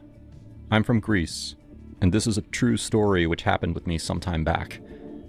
Right out of college, I worked as a professional babysitter for a year. It was a great gig, and I really bonded with the kids. Some were brattier than others, but I truly believe that every child was good at heart. And then I met the Thomas twins, Josie and Jonathan. Their father was a businessman, and their mother was a socialite, so of course the twins were spoiled brats. Mr. Thomas agreed to pay me double my usual amount because he knew that they were difficult. Troubled was the word he used. I assured him that I could handle them. I had a degree in child psychology, and I'd always had a knack for getting children to like me. I showed up to their house on Friday night. The place was enormous. Because this was my first time there, I expected Mr. and Mrs. Thomas to spend some time introducing me to the kids and going over their house rules. Instead, they were out the door as soon as I walked in. "The twins are playing upstairs. Good luck." That was my first sign that this was not going to be a typical babysitting job. I looked around the house and checked out the kitchen to see what food the parents had left for us. Then I went upstairs to meet the twins. Josie was lighting her Barbies on fire, and Jonathan was watching and giggling. I rushed over and immediately grabbed the Barbie out of her hand and dropped it into the trash can. Then I introduced myself and calmly explained the dangers of fire. I asked Josie why she would burn her doll like that. "Just practicing." That gave me the chills. After that initial meeting, things became pretty normal. The kids drew pictures, and they asked me questions about my life. I strongly believe that babysitters need to always be honest with their kids and to answer any questions they have. So, I told them about my life and my goals for the future. I felt like it was going well, until I asked to see their pictures. Jonathan drew a woman who looked a lot like me. She was scared of something, like she had seen something she shouldn't have. He used up all of the red crayon. Then, I saw Josie's paper. She hadn't drawn a picture at all. Instead, she wrote down a list of information that I had just told her about myself. I asked her why she was taking notes. "Just in case." These kids were really freaking me out. I decided that art time was over. I said that it was time to go downstairs so I could get their dinners ready. They did not like that idea. Josie started screaming, and Jonathan broke every single crayon on the table, glaring at me the entire time. I had to pull them out of the room. By the time I took them downstairs, I noticed that Josie had hidden a pair of scissors in her back pocket. I confiscated that. As I microwaved them leftovers, I laid out some ground rules for the weekend. They acted like they were listening. Then, I served them each a plate. Josie took one bite and spat it into Jonathan's hair. Jonathan just laughed. "No spitting, please." They took that as a personal challenge. Both of them threw food right at my face. I jumped out of my chair, but they just followed me throughout the house. With their plates in their hands, they just kept scooping up food and throwing it at me. I had to lock myself in the bathroom until they calmed down. I could hear them outside the door, giggling and talking about me. Josie was listing off the names of all my family members. I guess she'd memorized them. I had no idea why she did that. Still, in the bathroom, I tried to call their father, but the call went straight to voicemail. I didn't know what else to do. When I finally got out of the bathroom, after washing my face and rubbing soap on all the food stains, the twins were sitting on the couch, watching Coco Melon and acting like nothing had happened. I was done with this. I told them it was time to go to bed. Without saying anything, they both stood up and walked toward their bedroom. The fact that they didn't argue with me was really unnerving. I made sure they were in bed and turned off their light. As I was leaving their bedroom, I told them good night. Sweet dreams. It took me a while to go to sleep. I kept thinking about how I would handle the rest of the weekend. I'd been trained to deal with difficult children, but this was next level. I honestly had no idea what I was going to do. Eventually, I drifted off to sleep. In the middle of the night, I woke up to the sound of footsteps. The room was dark, so I couldn't see the twins, but I knew they were there. Then, I felt a splash of liquid on my butt. At first, I thought they dumped water on me, but then I smelled it. Alcohol. Those little monsters had emptied a bottle of vodka onto my bed. Where did they even get that? I forced myself to stay calm, even though I wanted to scream. In a stern voice, I told them to get out of the room. Jonathan just laughed. But Josie, she said something that will always haunt me. Let's see if she burns faster than Barbie.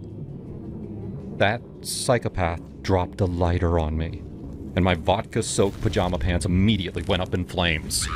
I never felt such excruciating pain. My ass was on fire. I hopped out of the bed and tried to pat away the fire, but that just burned my hands. Looking back, I should have just dropped to the floor and rolled around. That's what you're supposed to do, but I was in too much pain to think straight. I raced into the bathroom and switched on the shower. It didn't work. The kids had somehow turned off the water. Screaming in pain, I collapsed into the bathtub, which was still wet enough to put out the fire. I lay there for a while, my anger outweighing my pain, and the twins stood just outside the door, watching me and smiling. Barbie burned faster. An ambulance took me to the hospital. I guess a paramedic waited with the twins until their parents came back. My parents ended up paying for my surgery to get my butt fixed. The family didn't apologize, though. Apparently, this sort of thing happened a lot.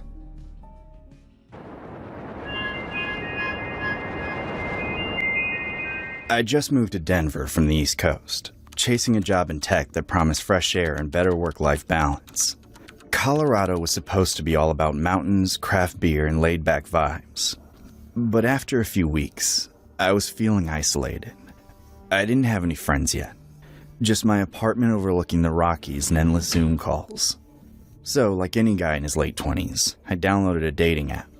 I swiped right on a few profiles, nothing serious. Then there was Emily. Her pic showed this cute brunette with freckles, smiling in front of snowy peaks or sipping coffee at some indie spot in Lodo. We matched and chatted for a couple days. Light stuff, like favorite breweries and how she'd grown up in Boulder. She seemed normal, fun even. You've gotta let me show you around. There's this killer spot up in the foothills. Dinner first? She messaged one evening. I figured why not.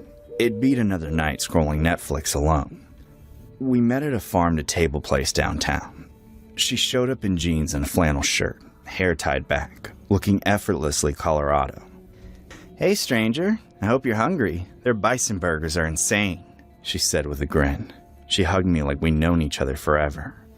Dinner was easy. We talked about my move, how the altitude was kicking my ass, making me short of breath on simple walks. She laughed, a genuine belly laugh. That's everyone's first month here. Drink more water, city boy. She shared stories about her ex, some guy who ghosted her after a year, and how she was over dating apps but gave it one more shot. People are weird, you know, but you seem normal. I chuckled, flattered. Yeah, well, I try. After paying the bill, she insisted on splitting it. We headed to her car, an old Subaru with stickers from national parks plastered on the back. "Trust me," she said, starting the engine. "The drive up to Lookout Mountain is worth it. Stars like you've never seen." I was new to the area, so I went with it. The city lights faded as we climbed, winding roads flanked by dark pines. She cranked up some indie folk playlist, humming along. "You ever think about how small we are out here? Like one wrong turn and poof, no one finds you?" she asked, glancing at me. I nodded, thinking it was just poetic mountain talk. Yeah, nature's humbling. We parked at a pullout, no other cars around. The air was crisp, moon full and bright. "Come on, there's a trail that leads to this bench. Best view in the state," she said, grabbing my hand. We walked in silence at first, our footsteps crunching on gravel. The path opened to a clearing, and sure enough, there was this weathered wooden bench overlooking a valley. No streetlights, just moonlight casting everything in silver. We sat, shoulders touching. It felt romantic, like something out of a rom-com. "This is amazing.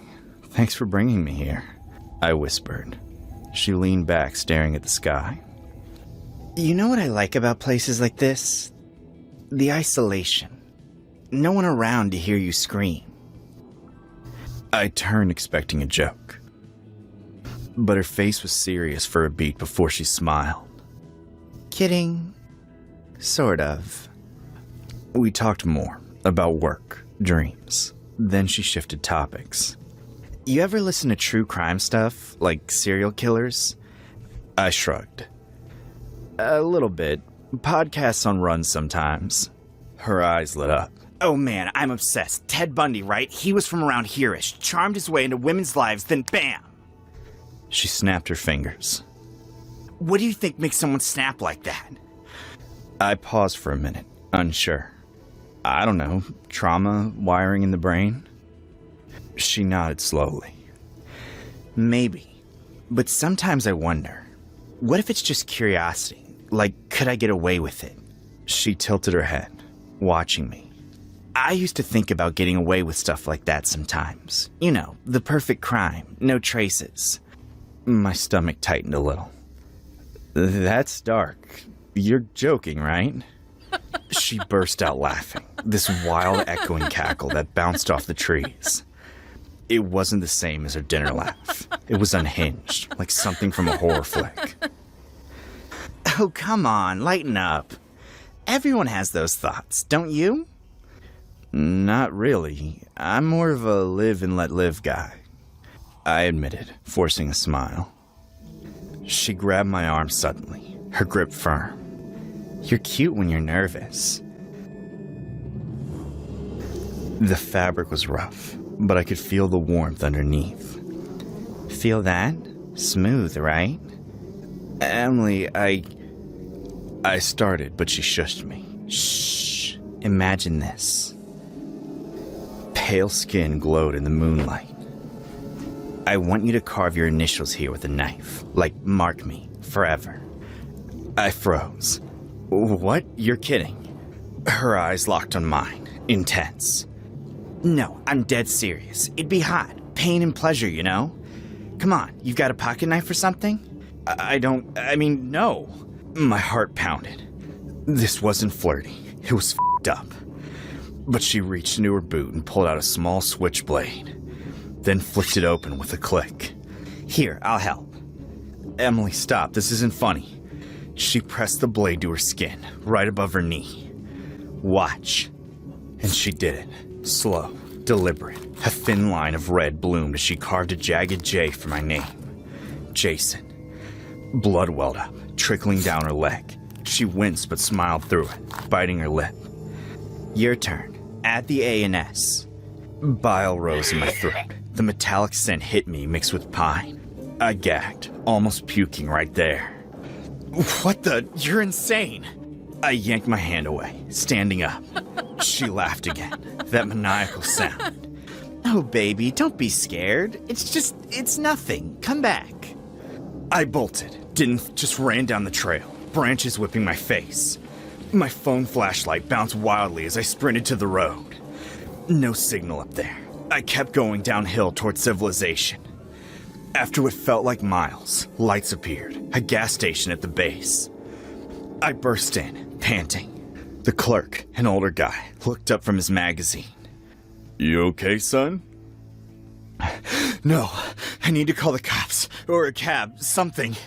I gasped. He eyed me warily, but handed over his phone.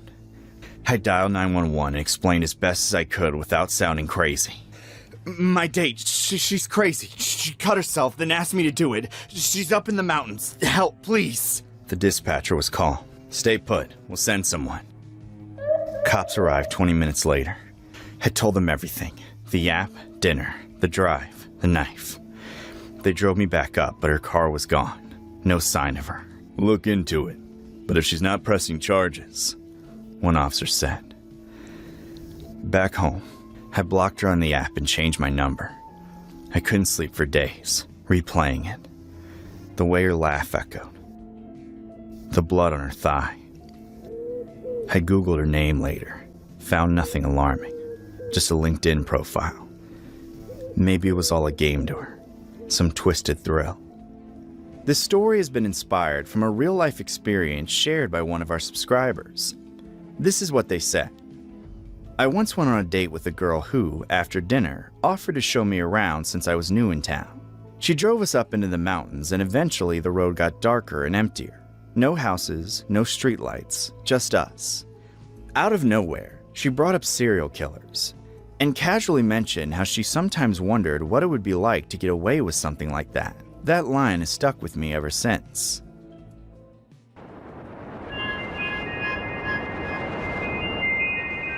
I was 19, fresh out of my parents' house in suburban Ohio, chasing that dream of independence every girl talks about in those coming-of-age movies. But real life, it hit hard. I scraped together enough from waitressing gigs to afford the deposit on this one bedroom in a rundown complex on the edge of town. Unit 56. No roommates, no rules. Just me, a secondhand TV, a rickety chair from Goodwill, and an inflatable mattress that deflated every night. I felt like a real adult, even if I was eating ramen for dinner most nights. For that first month, it was bliss in its own broke way. I'd come home from my shift at the diner, kick off my sneakers, and binge watch whatever was on cable. No one to nag me about chores or curfews. But God, the loneliness crept in sometimes. I'd call my best friend Manos back home and laugh about how I was living the dream. But inside, I was scared shitless. What if I couldn't make rent? What if something went wrong? It was a Tuesday evening, I think. The sun setting early, casting that orange glow through the blinds. I was sprawled in my chair, remote in hand, flipping between reruns of Friends and some trashy reality show. The front door was locked tight. Suddenly I heard it. The jingle of keys outside. Metal scraping into the locks. My heart skipped. Who the hell could that be? No one was coming over. No maintenance scheduled. No friends dropping by. I froze, staring at the door as the lock turned. The door swung open, and there he was. This older guy, maybe in his 50s, with salt and pepper hair, carrying duffel bags stuffed with clothes and a couple of cardboard boxes. He looked as shocked as I felt for a split second, and then his face twisted into rage. "What the f*** are you doing in my apartment?" he bellowed, dropping the bags with a thud. His voice had a thick accent. Eastern European, maybe? I didn't recognize the language when he started yelling in it, spit flying from his mouth. I jumped up, hands shaking. "This is my place!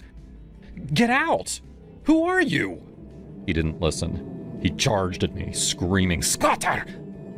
Thief! Get out of my home!" His fists came down hard, first on my shoulder, then my arm as I tried to block him. Pain exploded through me, sharp and hot. I screamed, "Stop! Please stop! This is my apartment!"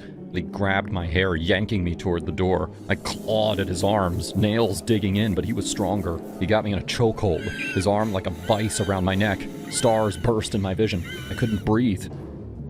"You're trespassing! I own this!" he growled in broken English, dragging me across the carpet. Panic flooded me. Pure animal terror.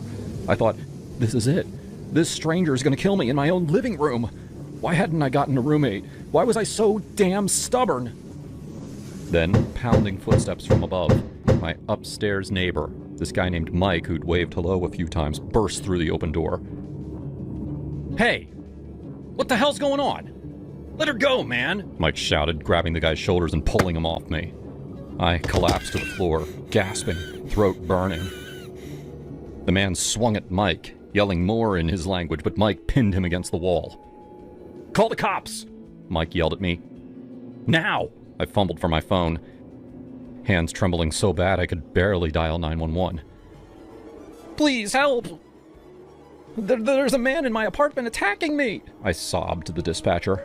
Sirens wailed in the distance within minutes. Felt like hours, though. The police arrived. 2 officers cuffing the guy while he ranted about how the leasing office gave him the keys, showed him pictures of an empty unit. "It's mine! Unit 54! Wait, no, he kept saying 56. My unit. Turns out it was a colossal screw-up. The leasing office had double booked or something, given him keys to 56 instead of the empty 54 next door. He'd flown in from overseas, bought the place sight unseen except for photos, and assumed I was some junkie squatting there. With my spare setup, no real furniture, just the basics, he figured I didn't belong. The cops sorted it out quick. "Ma'am, we're sorry," one officer said, looking embarrassed. "This guy's legit confused, but assault's assault." I pressed charges that night. Battery, trespassing. My neck was bruised purple, arms scraped raw. And the apartment complex? I sued their asses for negligence. They settled fast. No rent for a year, plus a chunk for pain and suffering. I stayed in that apartment, turned it into a real home, bought a proper bed, a couch, kitchen stuff, all with the savings from free rent. It changed me, though. Made me tougher, more aware. I started self-defense classes, got a deadbolt upgrade, even adopted a cat for company. Looking back, it was the scariest shit of my life, but it taught me I could fight back. As a woman in this world, you have to. And damn, it felt good to win.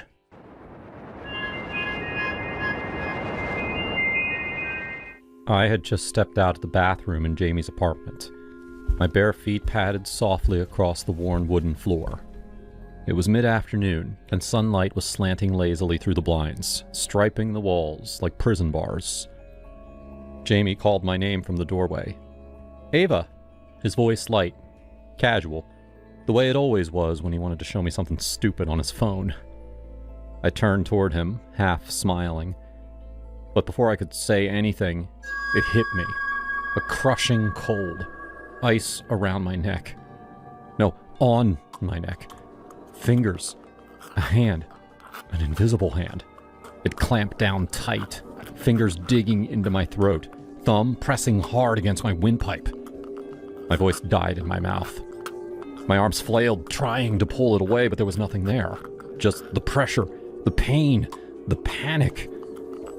I could see Jamie running toward me, his phone falling from his hand. "Ava, what the hell's happening?" I tried to answer, but nothing came. My chest convulsed, mouth wide open like a fish out of water. I dropped to my knees. My vision tunneled. Everything around me bent and warped like I was underwater. I felt the fingerprints digging deeper. 1, 2, 3, 4, 5. And then, just like that, it stopped. I gasped, the air burning as it brushed back into my lungs. Jamie cradled me, his face pale and eyes wild. "I was calling 911! Jesus, Ava, you weren't breathing!" I couldn't stop shaking. I sat there on his bedroom floor, trembling, crying, completely hollowed out. I had no medical issues, no asthma, no allergies, no reason to have a panic attack. I hadn't taken anything. I was sober. It made no sense. Except something about the cold, the fingers, the intent behind it. It didn't feel like a random attack. It felt personal. I didn't tell Jamie what I felt. Not at first. Not about the cold fingers, or how I knew they were female. It sounds crazy, I know, but there was a feminine rage in that grip. Something bitter. Something betrayed. A few days later, I got curious. Jamie had always brushed off his past relationships like they were footnotes, but I started asking questions. She was just intense, he said when I brought up his last girlfriend. 5 years. We grew apart. Her name was Emily, right? I asked, acting like I didn't already find a crumpled photo of them in the back of his drawer. He froze. Who told you that? You did. I lied. I didn't push further that day, but I did some digging. She died 3 months ago. Car crash, just outside Albany. She had swerved off a dry, empty road and slammed into a tree. Died instantly. Her obituary was filled with empty, cheerful words, like someone was trying to erase her with politeness. What struck me was what Jamie never said. Never a word about her death. Not once. And when I brought it up, that was a weird time, he said quietly. We hadn't spoken in months. But you were together for 5 years. People change. I kept dreaming about her. I never saw her face, just felt her presence. Cold air creeping in from the corners, doors creaking open on their own. Her voice, raspy but mocking, whispering from behind mirrors and closet doors. I tried to tell myself it was stress, hallucination, guilt by proxy. One night, I heard crying coming from the bathroom. The door was locked, the lights flickering. Jamie wasn't home. I banged on the door. Who's in there? No answer. Just sobs. Then silence. When the door finally creaked open on its own, the mirror was cracked. There was no one inside. The final straw came when Jamie passed out drunk on the couch, and I found an old phone buried under his bed. It was her phone, Emily's. The wallpaper was still their selfie. The last message she sent read, "If you ever lie to me again, I swear I'll haunt your next girlfriend until she chokes on your bullshit." I dropped the phone like it burned me. I was done pretending this was coincidence. I confronted Jamie that night. You lied about her death. He didn't even flinch. What do you mean? You said she swerved, but I read the police report. There were no skid marks, no sign of braking. Her car just turned. His expression hardened. I didn't lie. Yes, you did, I whispered. And you kept her phone. Why? He took a deep breath. Because she wasn't supposed to die. What the hell does that mean? We had a fight. I told her it was over. She screamed at me, said she'd never let me be happy. Then she left, and I followed her. I just wanted to talk. What did you do, Jamie? I didn't mean for it to happen. I just wanted to scare her. I didn't know the road curved there. He sat down, cradling his face in his hands. She looked at me one last time before the crash. I saw her mouth moving. What? She said, I'll be back. That night, I slept on the couch. I didn't trust Jamie, but worse, I didn't trust the air around me. I woke up at 3:17 a.m., the room cold as a freezer. The windows were shut. Then, I saw her. Just a flash, standing at the edge of the hallway, long hair soaked, eyes hollow, watching me, smiling. I couldn't move. She lifted one hand slowly and pointed to her own throat, and vanished. I moved out 2 days later, left everything behind. I haven't seen Jamie since.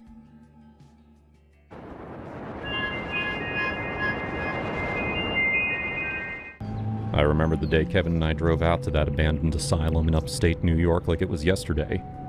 It was fall 2018, and the leaves were turning those fiery reds and oranges that make everything feel a little more ominous. Perfect for our line of work.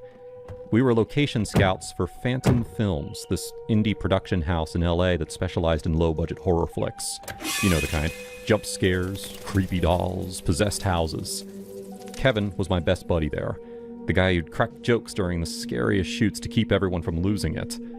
He was always the skeptic, while I leaned into the supernatural stuff, even if it was mostly for the job.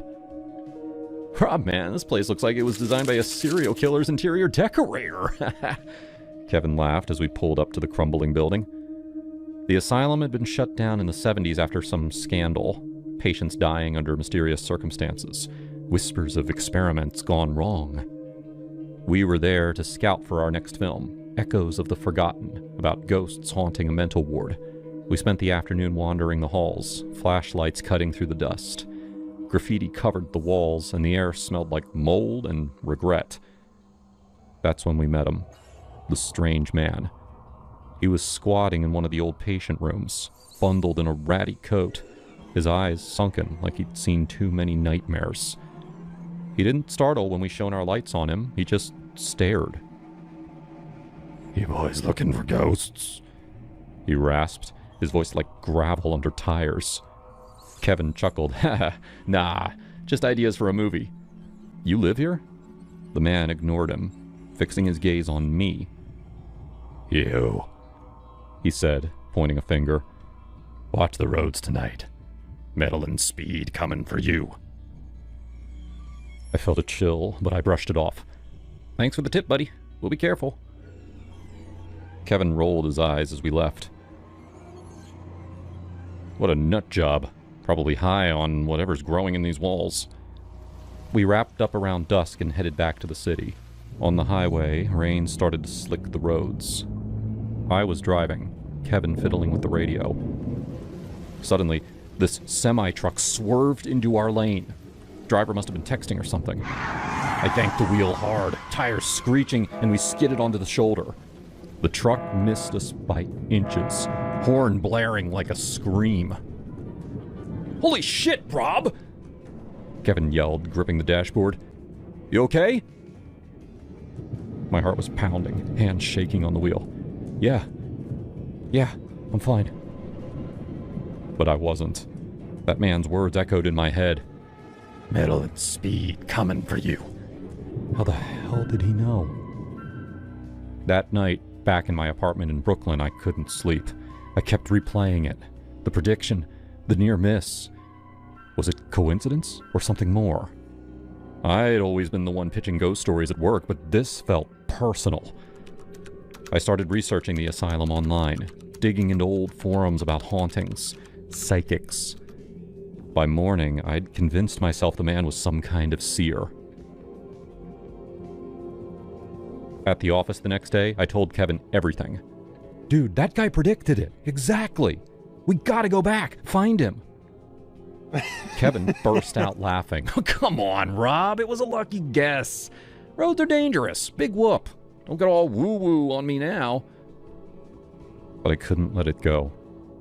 I started carrying a rabbit's foot keychain my grandma gave me years ago, avoiding black cats, knocking on wood, superstitious crap I'd mocked before. Kevin thought it was hilarious. "Look at you, Mr. Horror Scout. Scared of his own shadow," he'd tease during lunch breaks.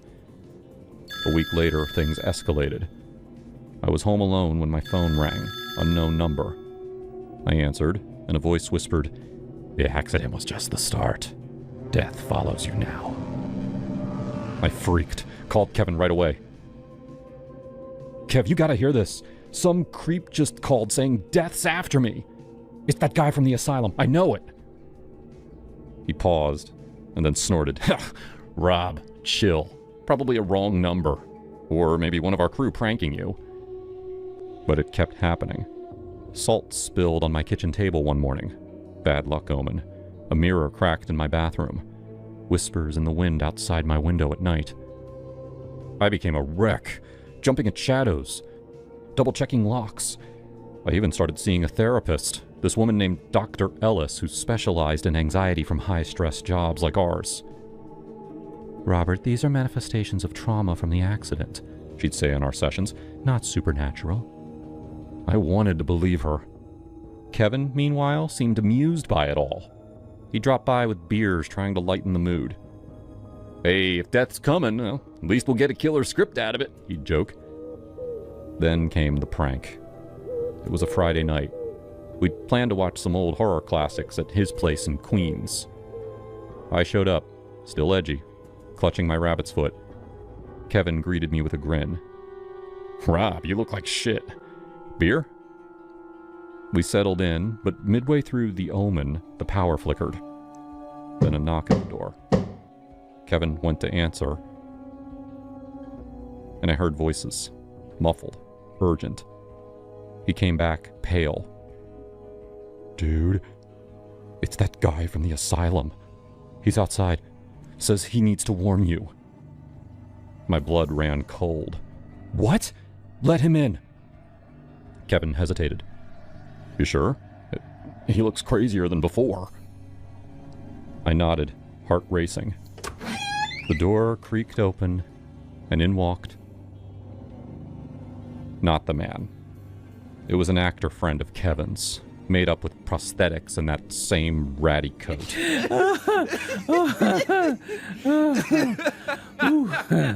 "Gotcha!" Kevin howled, slapping his knee. "Man, your face! We set it all up. The calls, the omens. Thought it'd snap you out of this superstitious bullshit." I stood there frozen. Rage boiled up, hot and ugly. All this time I'd been terrified, questioning my sanity. And it was him? My best friend, turning my fear into a joke? "You asshole," I muttered. "You have no idea what you've done." Kevin wiped tears from his eyes. "Come on, Rob. It was harmless. Lighten up." But I couldn't. That night, as I drove home, Kevin's laughter echoed like mockery from hell.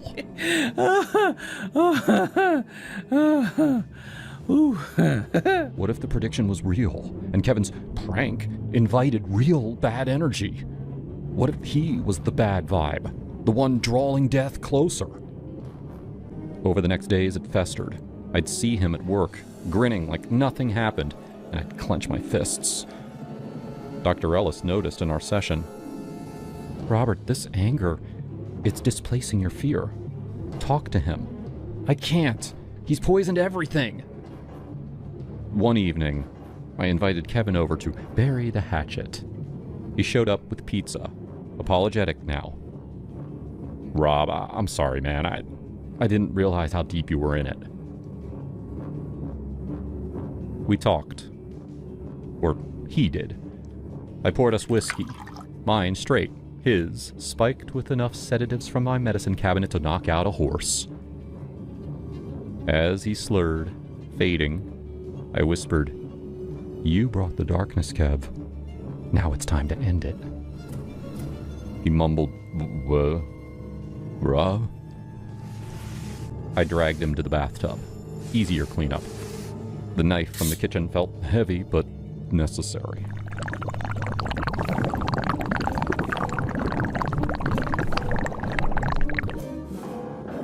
I cleaned up meticulously, wrapped the body in trash bags, drove out to the woods upstate, buried him deep where no one scouts.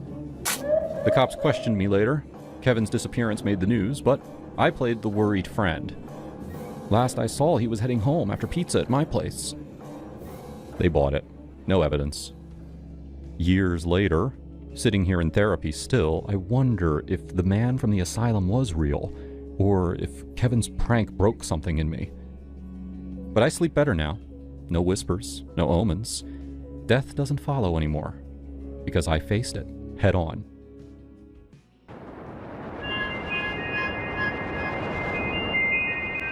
I don't know why my coworker Seth hated me. I didn't do anything to him. We weren't even in the same department. But when we passed each other in the hallway, he'd always glare at me. At meetings, he shot down every idea I had. It was obvious he had a grudge, but I felt too awkward to confront him about it.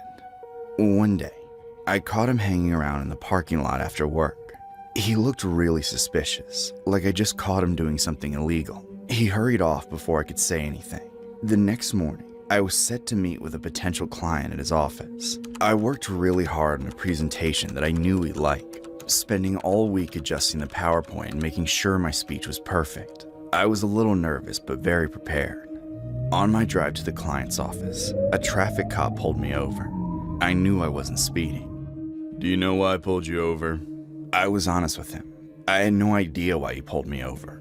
Very politely, I told him I was on my way to an important client meeting. He asked for my license and registration and took his sweet-ass time looking through everything, like he wanted me to be late. Then he asked me to step out. I followed him to the back of the car, where he angrily pointed toward my license plate. "Do you care to explain yourself?" I still had no idea what he was talking about. Then I saw my license plate.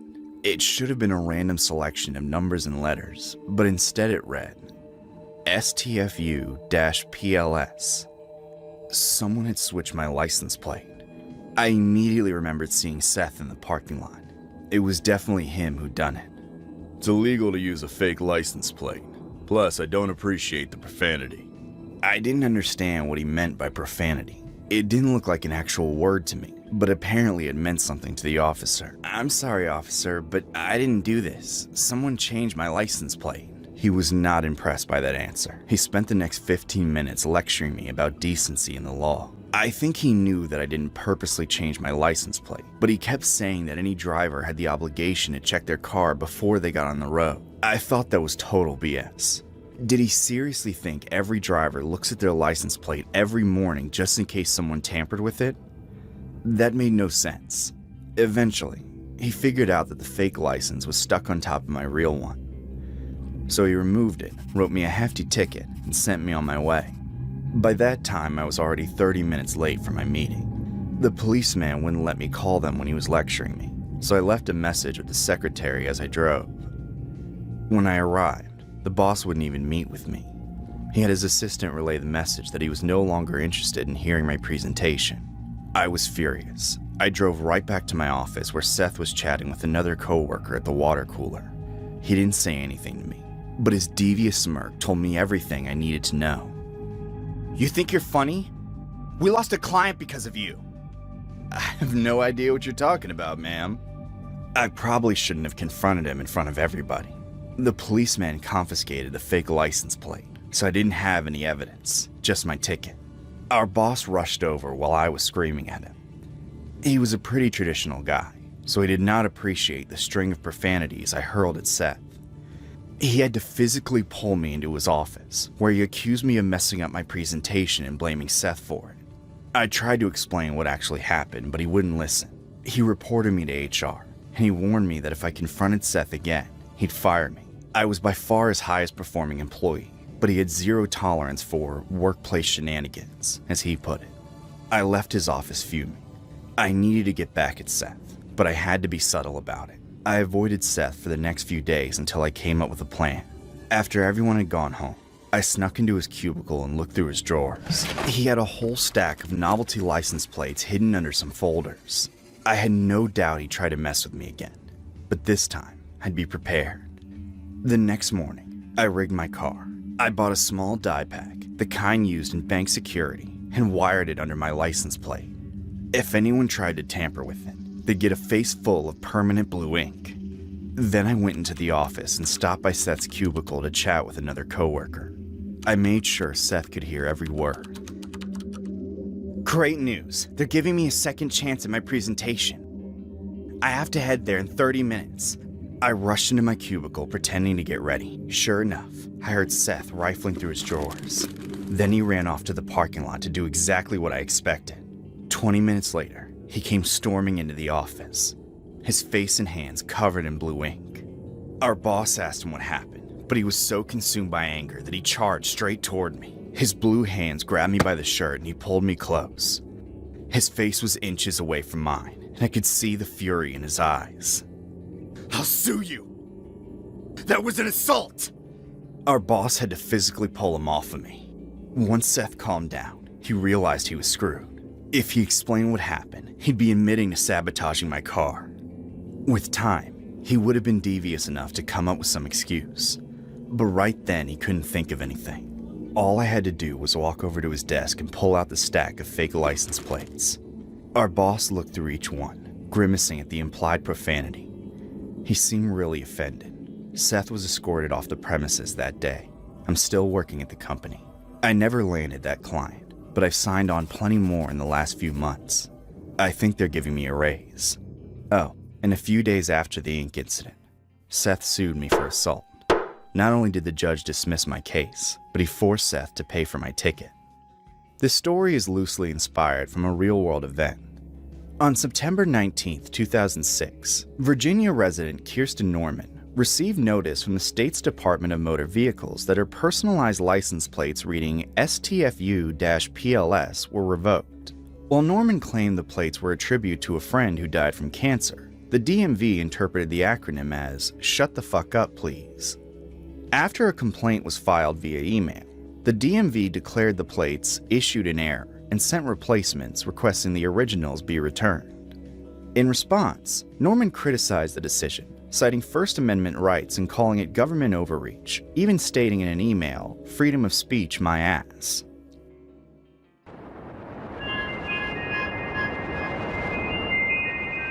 Back in 2018, I was slinging pizzas for Domino's in a sketchy part of Chicago, the kind of neighborhood where streetlights flickered like they were about to give up. I was 24, fresh out of community college with a useless associates in business, drowning in student loans and rent. Delivery gigs paid the bills, barely, and the tips weren't half bad if you hustled. Most nights were routine. Knock, hand over the pie, pocket a few bucks, drive on. It was a Friday, around 9 p.m. Pouring rain, like the sky was pissed off. The address was on the south side, a rundown apartment building with graffiti tags and busted windows. The order was for 2 larges, pepperoni and supreme, with extra cheese. "Cash on delivery," the voice on the phone had said, gruff and hurried. I pulled up, grabbed the insulated bag, and dashed through the downpour. My sneakers squelched on the cracked steps as I knocked. "Pizza delivery," I called out, trying to sound cheerful despite the chill seeping into my jacket. The door creaked open, and there he was. A big guy, mid-30s, with a shaved head and tattoos snaking up his neck. He had this smirk, like he knew something I didn't. Before I could say a word, he yanked the door wide, and I saw the glint of metal in his hand. A Colt 1911, just like the ones I'd seen in movies, but this was real, cold, heavy steel pointed right at my chest. "Get in here, motherfucker," he growled, grabbing my arm and pulling me inside. The door slammed shut behind me. That's when the other one appeared. Smaller guy, wiry and mean, fidgeting like he was on something.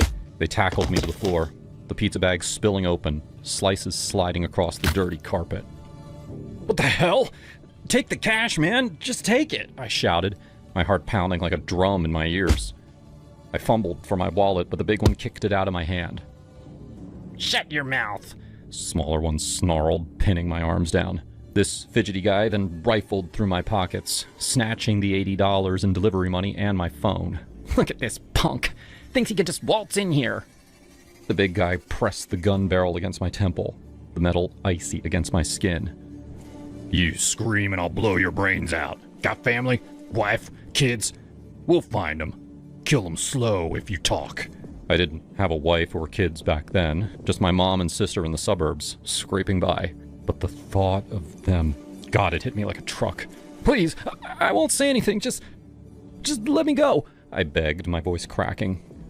Tears mixed with the blood from a split lip where Fidgety had punched me. They laughed, a sick, echoing sound in that dim parlor room. The Fidgety guy kneed me in the ribs. Once, twice, pain exploding like fireworks. "You deliveries think you tough? This is our turf." The big one joined in, his boots slamming into my side. I curled up, gasping, tasting copper in my mouth. "Yeah, cry like a bitch," Fidgety taunted, yanking my jacket off and emptying the pockets. They took everything, keys, wallet, even my watch, and a cheap Timex from my dad before he passed. After what felt like hours, but was probably minutes, they hauled me up by my shirt. "Get out," the big guy hissed, shoving me toward the door. "And if we see cops, Your family's dead. Slow and painful. We'll make sure they scream your name. I stumbled out into the rain, bruised and shaking, pizza bag forgotten. Drove home, parked in my lot, and just sat there, staring at the dashboard. My ribs ached, face swelling. But the fear, that was worse. I thought about Mom, how she'd worry if I told her. My sister, pregnant with her first kid, she didn't need this stress. Don't tell, I whispered to myself in the mirror. They'll come after you. But the next day, the bruises were purple and ugly. My manager noticed when I called in sick. What happened? You look like shit, he said. Nothing, just fell. I lied, but my voice shook. Bullshit. We'll figure it out. I didn't want to, but I did. Turns out the cops were already sniffing around. Another driver had been hit the week before. Same MO. My manager convinced me to talk. They threatened my family, I confessed, tears welling up again. Said that they'd kill them if I snitched. The detective, a tough woman named Reyes, nodded. We hear that a lot. But these they're cowards. We've got leads. Help us and we'll protect you. I spilled it all. The gun, the beating, the threats. They matched descriptions to known thugs. The big one was Marcus Big M. Thompson, a repeat offender with 2 strikes for armed robbery. Fidgety was a hanger-on, some lowlife named Rico. The trial was a nightmare. I testified, heart in my throat, staring down Big M in the courtroom. He pointed the gun at me, I said on the stand, voice steady despite the sweat. Said he'd kill my mom and sister if I talked. Big M's lawyer grilled me. You sure it was a real gun? Could have been a toy. It was real, I shot back. Felt the weight when he pressed it to my head. Fidgety got 5 years. Plea deal. But Big M? 3rd strike. Life without parole. As they led him away, he glared at me. You'll pay for this, he mouthed. Me and my buddy, Jake, both fresh out of college and in our mid-20s, had this tradition of hitting the trails in northern Georgia every fall. We weren't hardcore survivalists or anything, just 2 guys from Atlanta trying to escape the grind of entry-level jobs and city noise. Jake was the planner, always mapping out routes on his phone, while I handled the gear, packing way too much beer and not enough sensible shit like extra socks. That October weekend, we picked a trailhead deep in the Chattahoochee National Forest, about 4 miles in from the parking lot. The leaves were turning that fiery red and orange, crunching under our boots as we trudged along. Man, this is living, Jake said, slapping a mosquito off his neck. No bosses, no emails, just us and the woods. Yeah, until we get lost and end up on some true crime podcast, I shot back, laughing. We bantered like that the whole way, talking about everything from our dating lives to how we'd quit our jobs if we won the lottery. Jake was nursing a breakup. His ex had ghosted him after 3 years, and I was dealing with my own crap, like figuring out if I even liked my marketing gig. The trail wound through thick pines and over rocky streams, and by the time we set up camp in a small clearing, we were beat but buzzin'. We gathered firewood, started a blaze in the pit we'd dug, and cracked open some cans. Dinner was basic. Hot dogs roasted on sticks, chased with whiskey from my flask.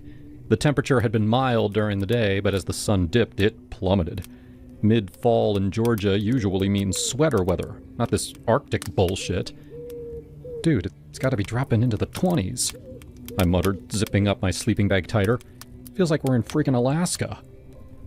Jake poked the fire with a branch, sparks flying up. You wussy. This is what makes it memorable. Remember that time in college when we camped by the lake and it rained all night? We survived that. Barely, I grumbled. My tent leaked like a sieve. We laughed, the heat from the flames warming our faces as we swapped stories. Full bellies and the crackle of the fire lulled us into sleep pretty quick. I dozed off, staring at the stars peeking through the canopy, thinking about how peaceful it all felt. I woke to something tapping my foot, not hard, just insistent. My eyes snapped open, and there was Jake, silhouetted against the dying embers, holding a stick like it was a lifeline. He didn't say a word, just nodded toward the fire. I followed his gaze, and my heart slammed into my ribs. 2 wild boars, massive, shaggy beasts, were rooting around the coals, kicking up dirt and snorting like they owned the place. One was easily 150 pounds, tusks curling out like scimitars. The other a bit smaller, but no less mean-looking. Their eyes glinted in the low light, and they were pissed, grunting and shuffling closer to our camp. "Shit," I whispered, barely audible. My voice caught in my throat. We had no guns, no knives worth a damn, just a hand axe I'd left propped against a tree, way out of reach. If we moved, we'd spook them, and everyone knows Georgia boars don't fuck around. They're invasive, aggressive as hell, and they've gored hikers before. One wrong noise and we'd be shredded. Jake's face was pale, eyes wide. "Don't move," he mouthed, easing back into his bag. We lay there frozen, watching them. The bigger one snorted, pawing at the ground where our food scraps were buried.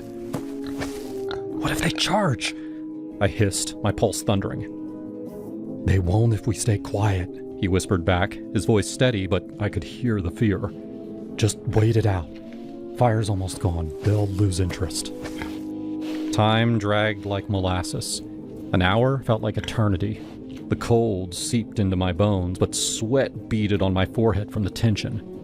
The boars circled the pit, tusks scraping roots, their breath puffing in the frigid air. One bumped the logs, sending embers scattering, and I nearly pissed myself.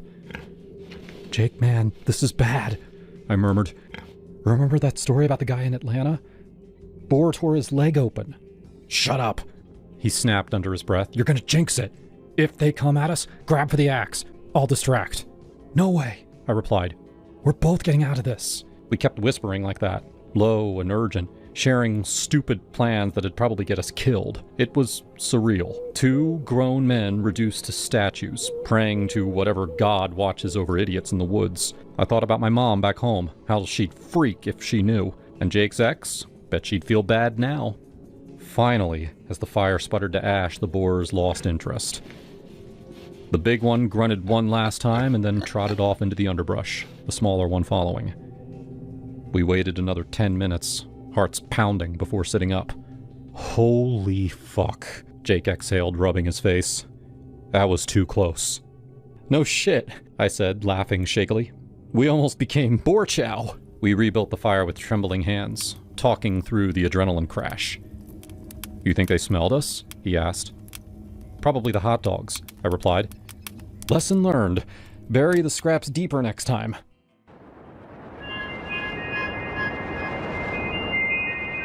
It was early spring 2023, and I'd just turned 27, fresh out of a long-term relationship that fizzled out without much drama. Living in Seattle, working as a project manager in tech, specifically in sustainable energy solutions, I was killing it career-wise. My job wasn't just a paycheck, it was my passion. I'd built a team from scratch, landed major contracts, and even spoken at a few conferences. But my personal life? A drought. Friends kept nagging me. "Michelle, you're hot, successful, get out there." So I caved and I signed up for this local dating app called Pacific Matches, figuring it was low-key and it focused on people in the PNW. Big mistake number 1. I used my real name, Michelle Thompson. I thought, why not? I'm not hiding anything.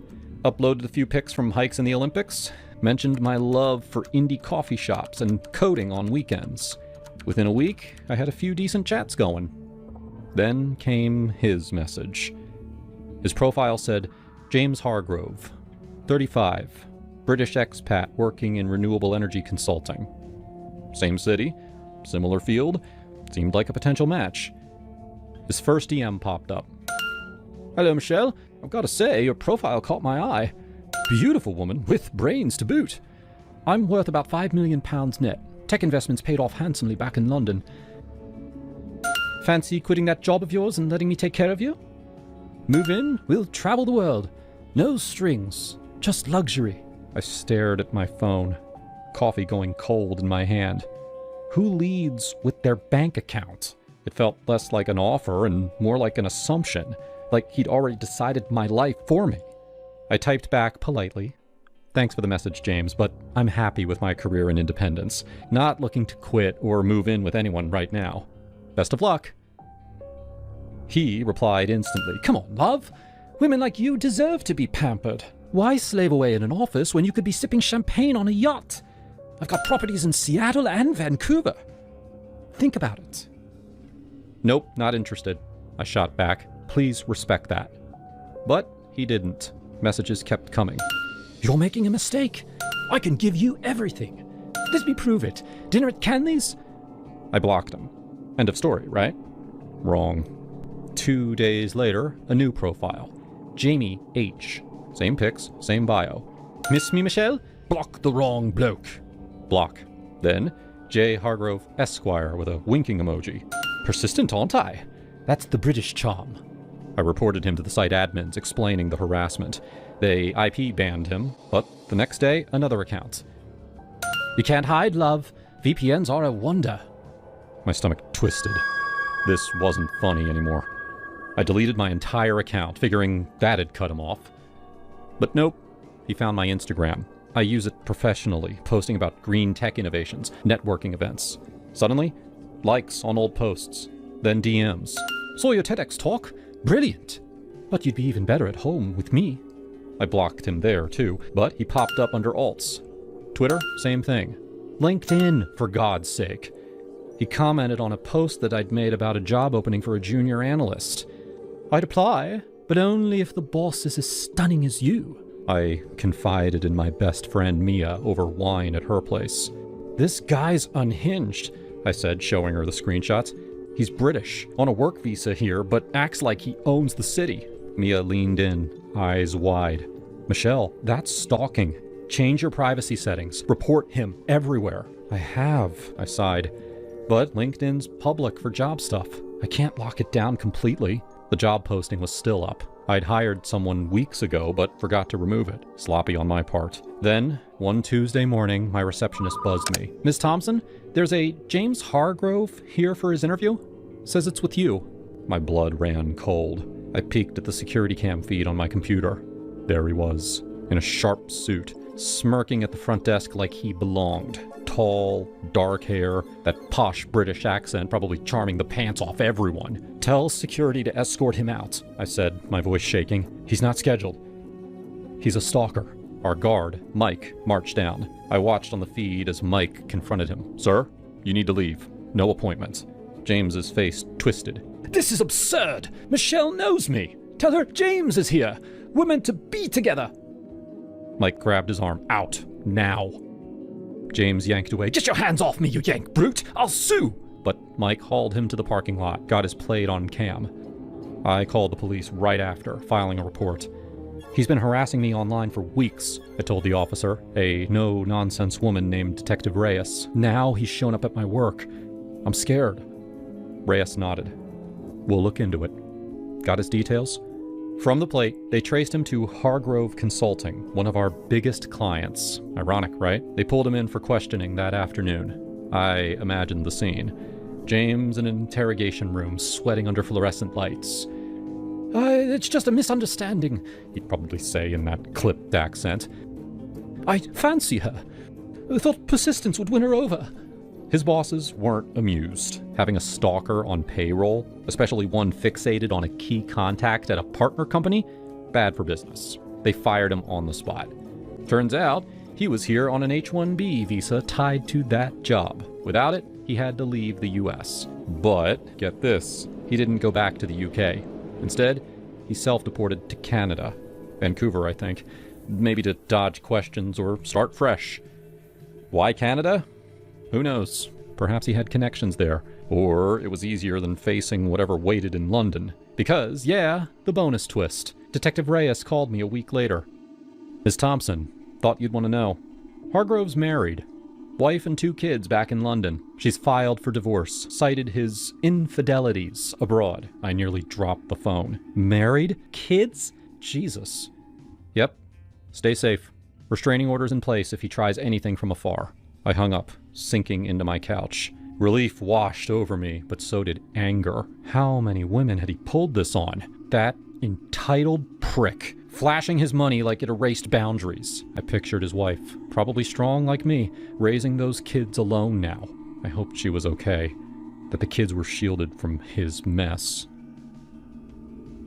This story has been inspired from a real-life incident shared by one of our subscribers. This is what she said. When I first tried online dating, I made the mistake of using my full real name.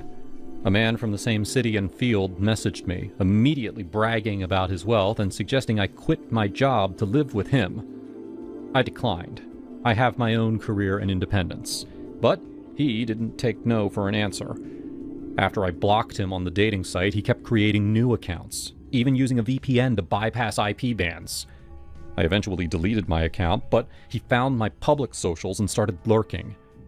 Things escalated when he saw an old job posting that I forgot to remove from LinkedIn, and he showed up at my office pretending to have an interview with me. Security escorted him out, and I filed a police report. With surveillance footage, police traced him to his job, which happened to be with one of our clients. He was let go. He left the country shortly after that, and I later found out that he had a wife and kids back home. I'm glad he's gone, and I hope they're safe.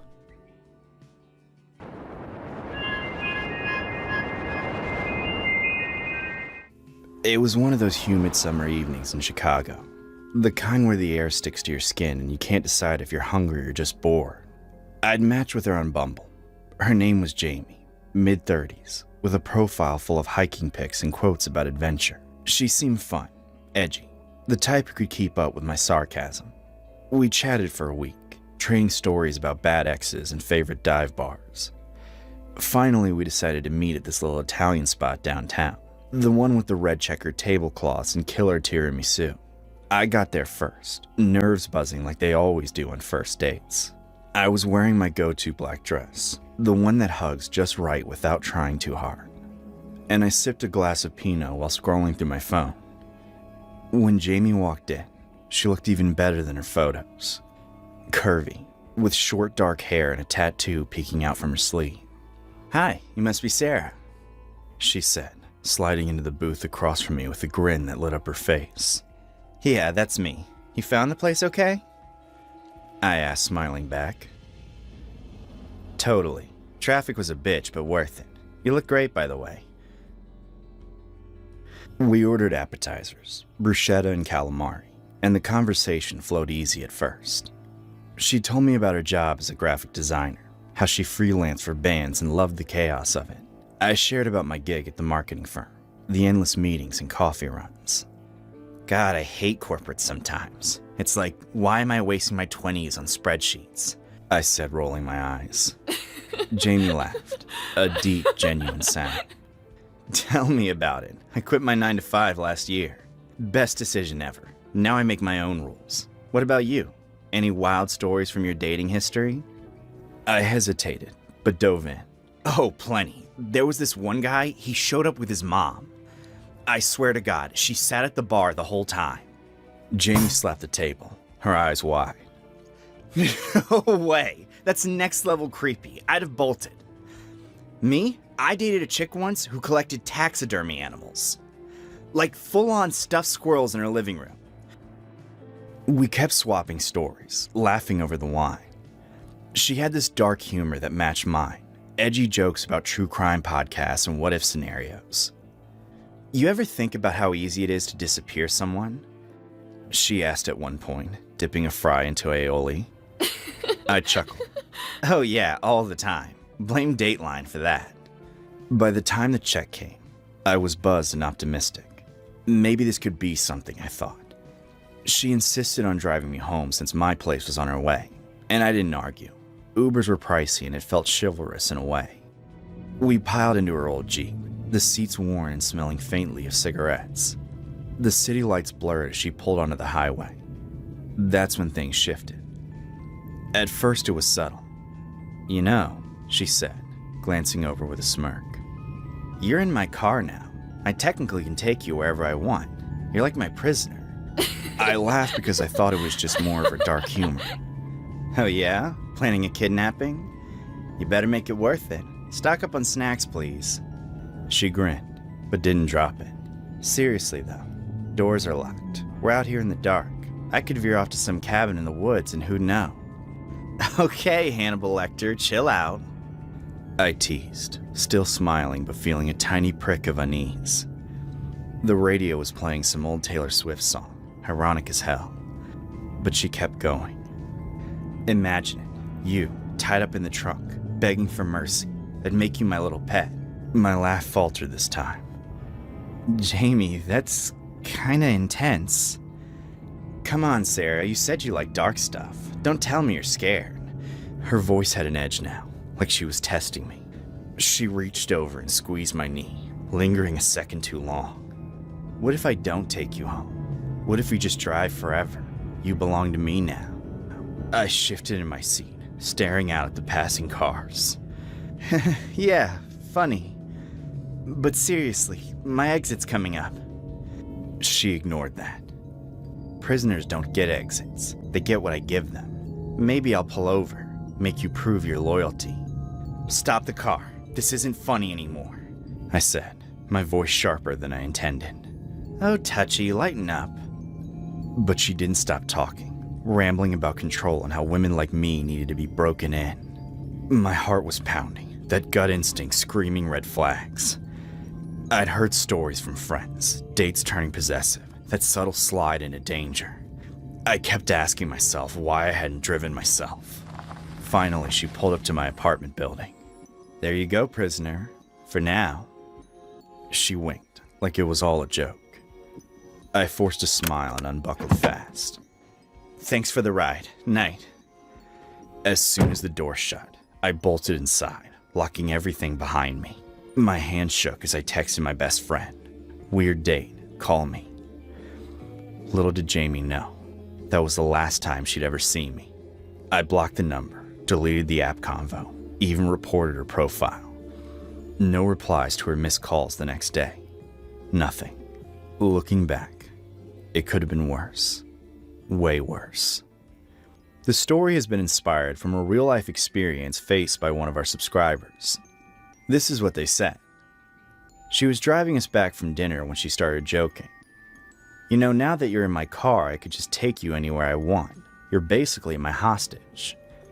At first I chuckled. Dark jokes don't usually throw me off. But when she kept doubling down on it, acting like it was still funny the third, fourth time around, something in me shifted. She had no idea that the moment I stepped out of that car would be the last time she ever saw me.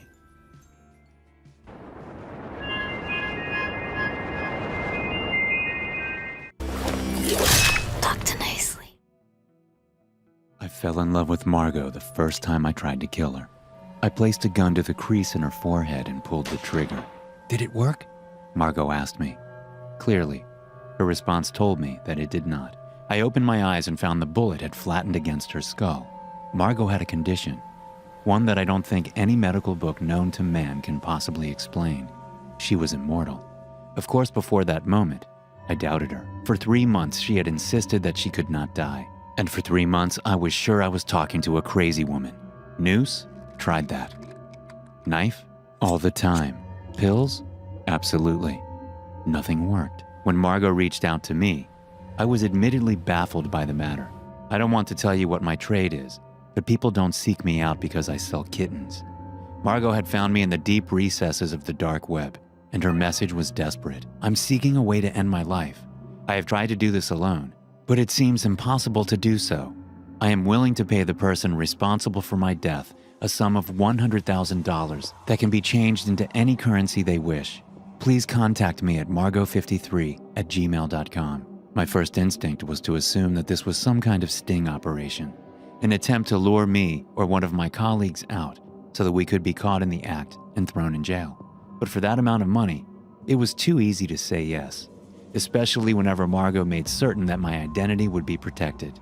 She provided me documents and money before even meeting me, all of which was legal tender. I had the opportunity to leave, but this entire matter intrigued me to no end. She had money apparently from the long life she had endured, and she wired it to an account I had set up in the Caymans. Even after that first attempt, she insisted I should take it and run. She didn't expect me to stick around and figure out her problems. Margot fascinated me though.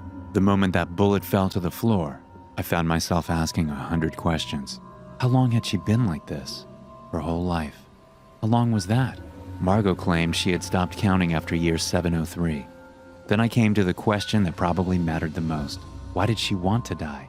When you've lived as long as I have, seen the things that I have seen, witnessed the deaths of thousands, kingdoms and nations rise and fall, everything, and I mean everything, becomes meaningless. You're powerless. You lose everything that means being human. Death is the only thing you have any control over anymore. And with that gone, what can you accomplish in life? She told me about how she had seen children die more times than I could count, about events in history that no person living could ever get correctly. I discovered as we connected that I was developing a liking for this woman.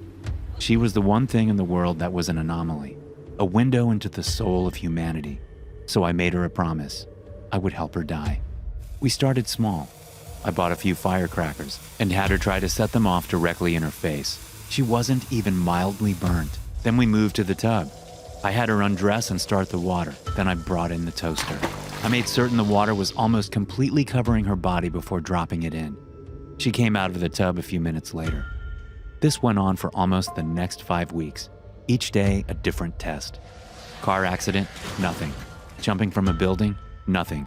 Stabbing her in the face, the eyes. Again, it all seemed pointless. At one point, I got her to drink poison and she acted a little sick. But then the next day, she admitted she was faking. "I'm sorry. It's just, I felt like you were going to give up soon," Margot answered whenever I asked her why she pretended. "I won't. I can't. This defies everything you can ever believe in. It's beyond understanding," I told her. After that, we developed a closer bond as we started looking into more extreme methods. I managed to have her see one of my friends that works as an open-heart surgeon in a shady clinic for abortions. I recommended trying to put her in a coma and then taking out vital organs. The propofol did the trick to knock her out, but any instrument to cut her only bended and broke. I suggested placing an explosion in a tube down her throat. The surgeons got to work on preparing the device and then sliding it straight down her esophagus and into her stomach. I lit the fuse and waited. Her body jumped and rumbled a bit, but nothing more. Margot was a goddess. Every extreme we tried only resulted in more failures. Finally, she admitted that she decided to accept her fate. "If I have to keep on living, then so be it. At least I will be happy knowing that I have tried all possibilities," she said as we got back home. "I've wasted more of your time than ever necessary," she added as she passed me a briefcase with well over $2 million in it. "This is everything I have. I want you to take it. You've been so kind, so patient," she told me. I tossed it aside and made love to her that night. In the morning, I told her I wasn't planning on leaving her, that in the months we had spent together, I grew to love her more than life itself, more than death could ever separate us. So we married. We had a child. I forgot my old life. I made her smile again. So did our son. "Out of all the times I have been with anyone, you have been my favorite," she told me. But still, I could tell behind all of this, her desire hadn't faded. She was still curious. Sometimes when I came home, I found dozens of pill bottles scattered across the floor. Other times she had ruined knives and caused house fires, desperate to end her life. She wasn't happy. I could see that now. She knew that no matter what, one day we would be gone, and she would still remain. On our 1-year anniversary, I surprised her and took her paragliding. I told her it might be the solution she was looking for. I made certain that she didn't have the equipment necessary to prevent her from experiencing the full brunt of the impact. "I love you," she told me as our plane reached the proper altitude. I promised her I would never tell our son and said my goodbyes, then watched as she plummeted to the ground below. Once she was out of my line of vision, I told the pilot to touch down, and I ran to where she had hit the pavement. She was standing there waiting for me with tears in her eyes.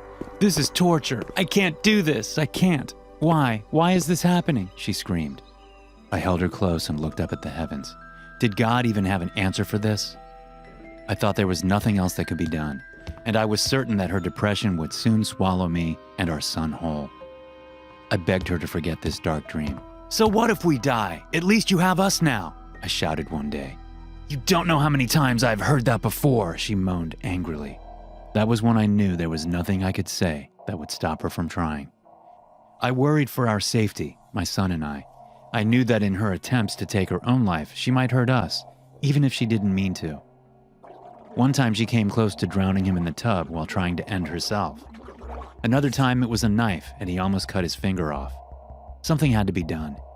I reached out to my colleagues from the old days, when I was the one that was seeking to exploit suicidal cash cows.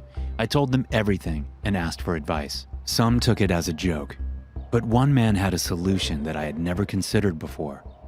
Take her out to sea and dump her with stone weights on her legs. She may not die, but she'll never bother you again. I showed Margot. She said it was worth a try. We got a babysitter and set out for the coast a few weeks after that. As we moved toward the open ocean and I got things ready, I asked her if she was sure this was what she wanted. "It's the only way, right?" she said as she hugged my neck. We said our goodbyes and I watched her sink into the darkness below. I thought that was the end of it, that Margot was gone forever. But then she came to my door again, sobbing like an infant. She was covered in wet seagrass and moss. A tangled mess of barnacles covered her skin. The current had swept her along and the ropes that had tied her down had eroded. Water had filled her lungs for days on end. By all accounts, she should have been dead. Margot felt everything though. "It's hopeless! This is punishment! I just know it!" she screamed. I comforted her as our son watched on in wide-eyed confusion. I told her that we would think of something. But years went by and nothing came of it. Our son grew up and learned of his mother's condition and the sadness that crept into our lives because of it. "Why does Mom not want us? Why can't she just be happy?" he asked. It wasn't something I could explain. Margot isolated herself from us, going on trips for days to find doctors or get high on drugs or even terrorists. Absolutely nothing seemed to work though. Then one day after dinner, she tried to choke on some food and our son jumped up and tried to help her cough it up. "Get away from me! Just get away!" she screamed as he performed the Heimlich maneuver. She slapped him across the face. I stared in shock as she sobbed and ran off to our bedroom. My son only stormed out, angry and confused. This had gone on too long. I knew that if it continued, her curse would destroy our lives altogether. So I consulted the dark web again and looked into the mystic arts, spells, and tomes that no man dared read. I found one that I felt would fit the bill, and I bought it during a Christmas sale. When I showed Margot, she seemed hesitant to even give it a try. But since it was the last resort, she eventually conceded. We placed the goat's blood around our bed in a circle like the ritual implied, then chanted the phrase 6 times. We walked around the bed counterclockwise. Then I took her hand and we both fell asleep. When I woke up the next day, I was staring at my wife and she at me. But our souls had transferred into each other's bodies. She was mortal and I was immune. The spell had worked. She reached into her drawer and pulled out a gun, meekly passing it to me. "Do it. I'm ready," she said. I pressed it toward her skull, closed my eyes, and finished the job. As the life drained from my body, I caressed her forehead and watched her breathe her last. She said 2 words, "Thank you." And then she was gone. That was so long ago. When I watched my only body fall into a grave, when I explained to my son that now the curse was upon me. He will be on his deathbed, and I will only watch in horror as he slips away. Margot was right about this curse, and it's one I carry now, one that holds a further curse upon me. For the spell said one thing that I never told Margot, that I could never go back to the way it had been or transfer again. But now that I have seen through her eyes what the hell is like, perhaps it is time that I start to explore this world and discover exactly what it means to die. And maybe along the way, I can learn to live. Richard Saxon wrote this story and many others for this channel. He is coming out with his first book April 22nd. If you want to help support him and this channel, you can pre-order his book now. It is only $2.99 or free if you have Kindle Unlimited. I don't know how you'll receive this message, but you need to wake up. Those were the words I found plastered on my television screen. I was mere moments from drifting off to sleep. My wife lay peacefully in my lap. She'd already fallen into a peaceful slumber as we watched an old gangster movie that had dragged on for a bit too long. Still, the words alone were enough to jolt me back to attention. They just lingered there on a plain black screen. After a few seconds of staring, the text changed. "Please, wake up," the screen said. It was just past midnight, which was an issue all on its own as I had work in the morning. But on the other hand, I wasn't entirely convinced I hadn't fallen asleep. It might just have been an odd dream, but then the text changed again. Wake up, Devin Larson. That wasn't my name, nor was it the name of anyone I knew. It was just a random bunch of letters thrown at my screen, interrupting my leisure time. I looked over at the time, an old grandpa clock with hand-carved symbols I'd never been able to decipher. It read 2:54 a.m., meaning almost 3 hours had passed since the first message popped up on the television. Yet to me, only a single moment had gone by. By then, panic had started to rise within my body. I gently shook my wife, trying to wake her up. "Mary, please look at this," I almost begged. She let out a quiet groan of resistance, but didn't wake up. As I stared at her peacefully lying there, my mind started to drift back to our first date. We'd met on the pier at the beach. Her hat had blown into the water, and in a futile attempt at impressing her, I dove in after it. On my way back, I slipped on the rocks, and she laughed as I tried to get back up. She thanked me, and we had an ice cream cone together. It was a perfect day, almost unreal. Why that thought intruded my distressed mind, I didn't know. In a way, it felt as if my mind was trying to repress what I'd just seen. Then I heard the sounds of men talking, which snapped my attention back to the television, which was playing a documentary of sorts. I could just barely pay attention to what the men were talking about. 100,000 people in a world full of lies, all trying to find their way out, the voice said. Had it all just been a dream? Had my tired mind partially drifted off to sleep, causing me to hallucinate? Whatever the case, I decided it was time for bed. No sooner had the thought struck my mind before I found myself halfway up the stairs, walking towards my bedroom. I glanced down at my watch. It read 3:42 a.m. Another hour had passed in the blink of an eye. "Lars, what are you doing up?" I heard Mary say from the top of the stairs. What happened?" I asked. "I don't know. I just woke up and you weren't there. Are you okay?" she asked. "I'm not sure," I said as I shook my head to wake up. The words froze in my throat because as I looked up again, my wife was gone. The hallway at the top of the stairs was empty, as if she'd never stood there. "Mary?" I called out meekly. No response. I was just left alone in the darkness, not knowing what had just happened. I could feel the adrenaline and fear rush through my veins, yet whether I was dreaming or not, I still couldn't tell. Then I heard a loud, static sound coming from the living room. I turned around to see the television turning back on by itself. That time there wasn't any text, just a quiet, muffled voice trying to break through the mess of staticky noise. Devin, please, wake up. The voice said. I walked with trepidant steps back to the living room, trying to listen to the voice. The world is a lie. You have to listen. They're coming for you. Who are you talking about? Who are you? I screamed at the television. Then my mind drifted back to the grandfather clock. I couldn't put my finger on exactly what was bothering me about it, but it just felt out of place, as if it didn't really exist. By then, the static had turned incomprehensible. Whatever voice was hidden within it had long since vanished. There I stood, before an innocent clock that was scaring me half to death. Thinking back, I couldn't explain where it had come from, whether it had been in the house as we moved in, or if it belonged to my wife. It had just been an ever-present object, never letting anyone pay too close attention to it. I brushed my hand against it, feeling its oddly smooth, unnatural surface. While it had looked like wood, the feel of it told an entirely different story. As I reached the face of the clock itself, I felt a shock urge through my body. Within a second, I'd been slammed towards the ground, my body freezing in place as the world vanished around me. For a moment, I fell through an infinite black void, feeling my body disintegrate with each passing second. No sooner had every atom of my being been stripped from my own flesh before I was shocked back to life. My eyes shot open, but the world ahead was nothing but a blurry mess. I was lying in some kind of fluid. I realized that much, but somehow I was still breathing. I tried to move around, but my body was too weak to form effective movement. I just kind of floated in the solution, confused and afraid. Then I noticed a tube dug into my throat. It pumped air into my lungs and sucked it back out. It was a sort of life support system, making sure I didn't suffocate or drown. I tried to scream, but how could I with a piece of plastic shoved inside me? I reached out my hand, touching a glass container that was keeping me trapped inside the fluid.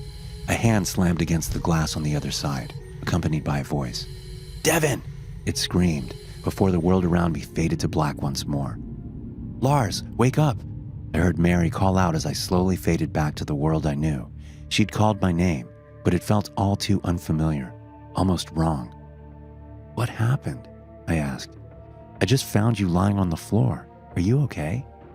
The images I'd seen were still stuck in my mind, as were the cryptic messages I'd heard. The world is a lie. Kept repeating inside my head. I then stared up at my perfect, concerned wife. I knew that she wasn't real, nor were any of the experiences we'd had together. My false image of reality had been shattered, and I finally realized that I needed to wake up, that I had a real life to get back to. That's why I'm here now, telling this story. I figured out that among the 7 billion people on the planet, only approximately 100,000 of us are real.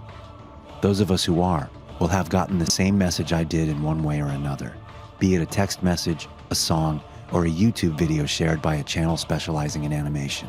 If you are seeing this, you need to wake up. The world you live in is a lie. Please. Just wake up. In my town, you don't look out of your window at night. Ever since I was a toddler, my parents would always tell me, "Don't look out the window at night." I always asked them why, but they shrugged it off with a smile and a simple, "because." As I got older, I stopped questioning it and did what they said. I assumed it was normal everywhere else, since every person I knew did the same. When I turned 18, I moved out of town for college. It was during Christmas break of my second year when I found out the reason behind the town's strange tradition. The first night at my parents' house, I remember them telling me not to look out the window. I gave a smile and a small chuckle before telling them I wouldn't. However, curiosity struck me the moment they left the room. At college, other people looked out their windows at night without a care in the world. I didn't know what the big deal was. As I lay in the dark, I came to a decision. I would look out the window. It wasn't that big of a deal. Just as my hand came to the sheer white curtain of the guest room, I paused. My mind flashed to that one time when I was 12. My parents were talking in the kitchen. I was home with the flu and was about to make my way to the sink for some water, but I stopped at the doorway. I hid behind the wall, peeking my head out from the doorway just an inch. My mother was crying, and my father was holding her and rocking. "That poor little girl. I feel horrible for her family," whispered my mother. My father just nodded and continued holding her. I went back to my room after that. Several hours later, my dad came up to my room with several 2x4s and boarded up my windows. "What are you doing that for, Dad?" I asked him. "Oh, it's nothing. Just safety reasons," he replied. I learned at school the next day that a little girl, a classmate's sister, was found dead the previous morning, the window broken and curtains torn. My hand drew back from the curtain. I shook my head, cursing myself for being so weird. What was the worst that could happen? It was just a window. It couldn't hurt me. As I reached my hand out again, my instinct was telling, no, shouting at me to stop. My gut twisted as I reached nearer and nearer. Just as I touched the curtain, a painful howl came from the forest surrounding the house. I flinched back, deciding just to lay down and try to get some sleep. I forgot how hard it was to get sleep in my hometown. Every night, coyotes howled for hours, everywhere in town. The next night, I woke up in a cold sweat. I glanced over at the alarm clock next to my bed. It was midnight. I groaned and sat up in bed. A low growling sounded from outside of my bedroom window. I thought back to last night and decided that I had made up my mind about looking out. I thrusted my arm towards the curtain and pulled back hard, almost ripping it away from the rod.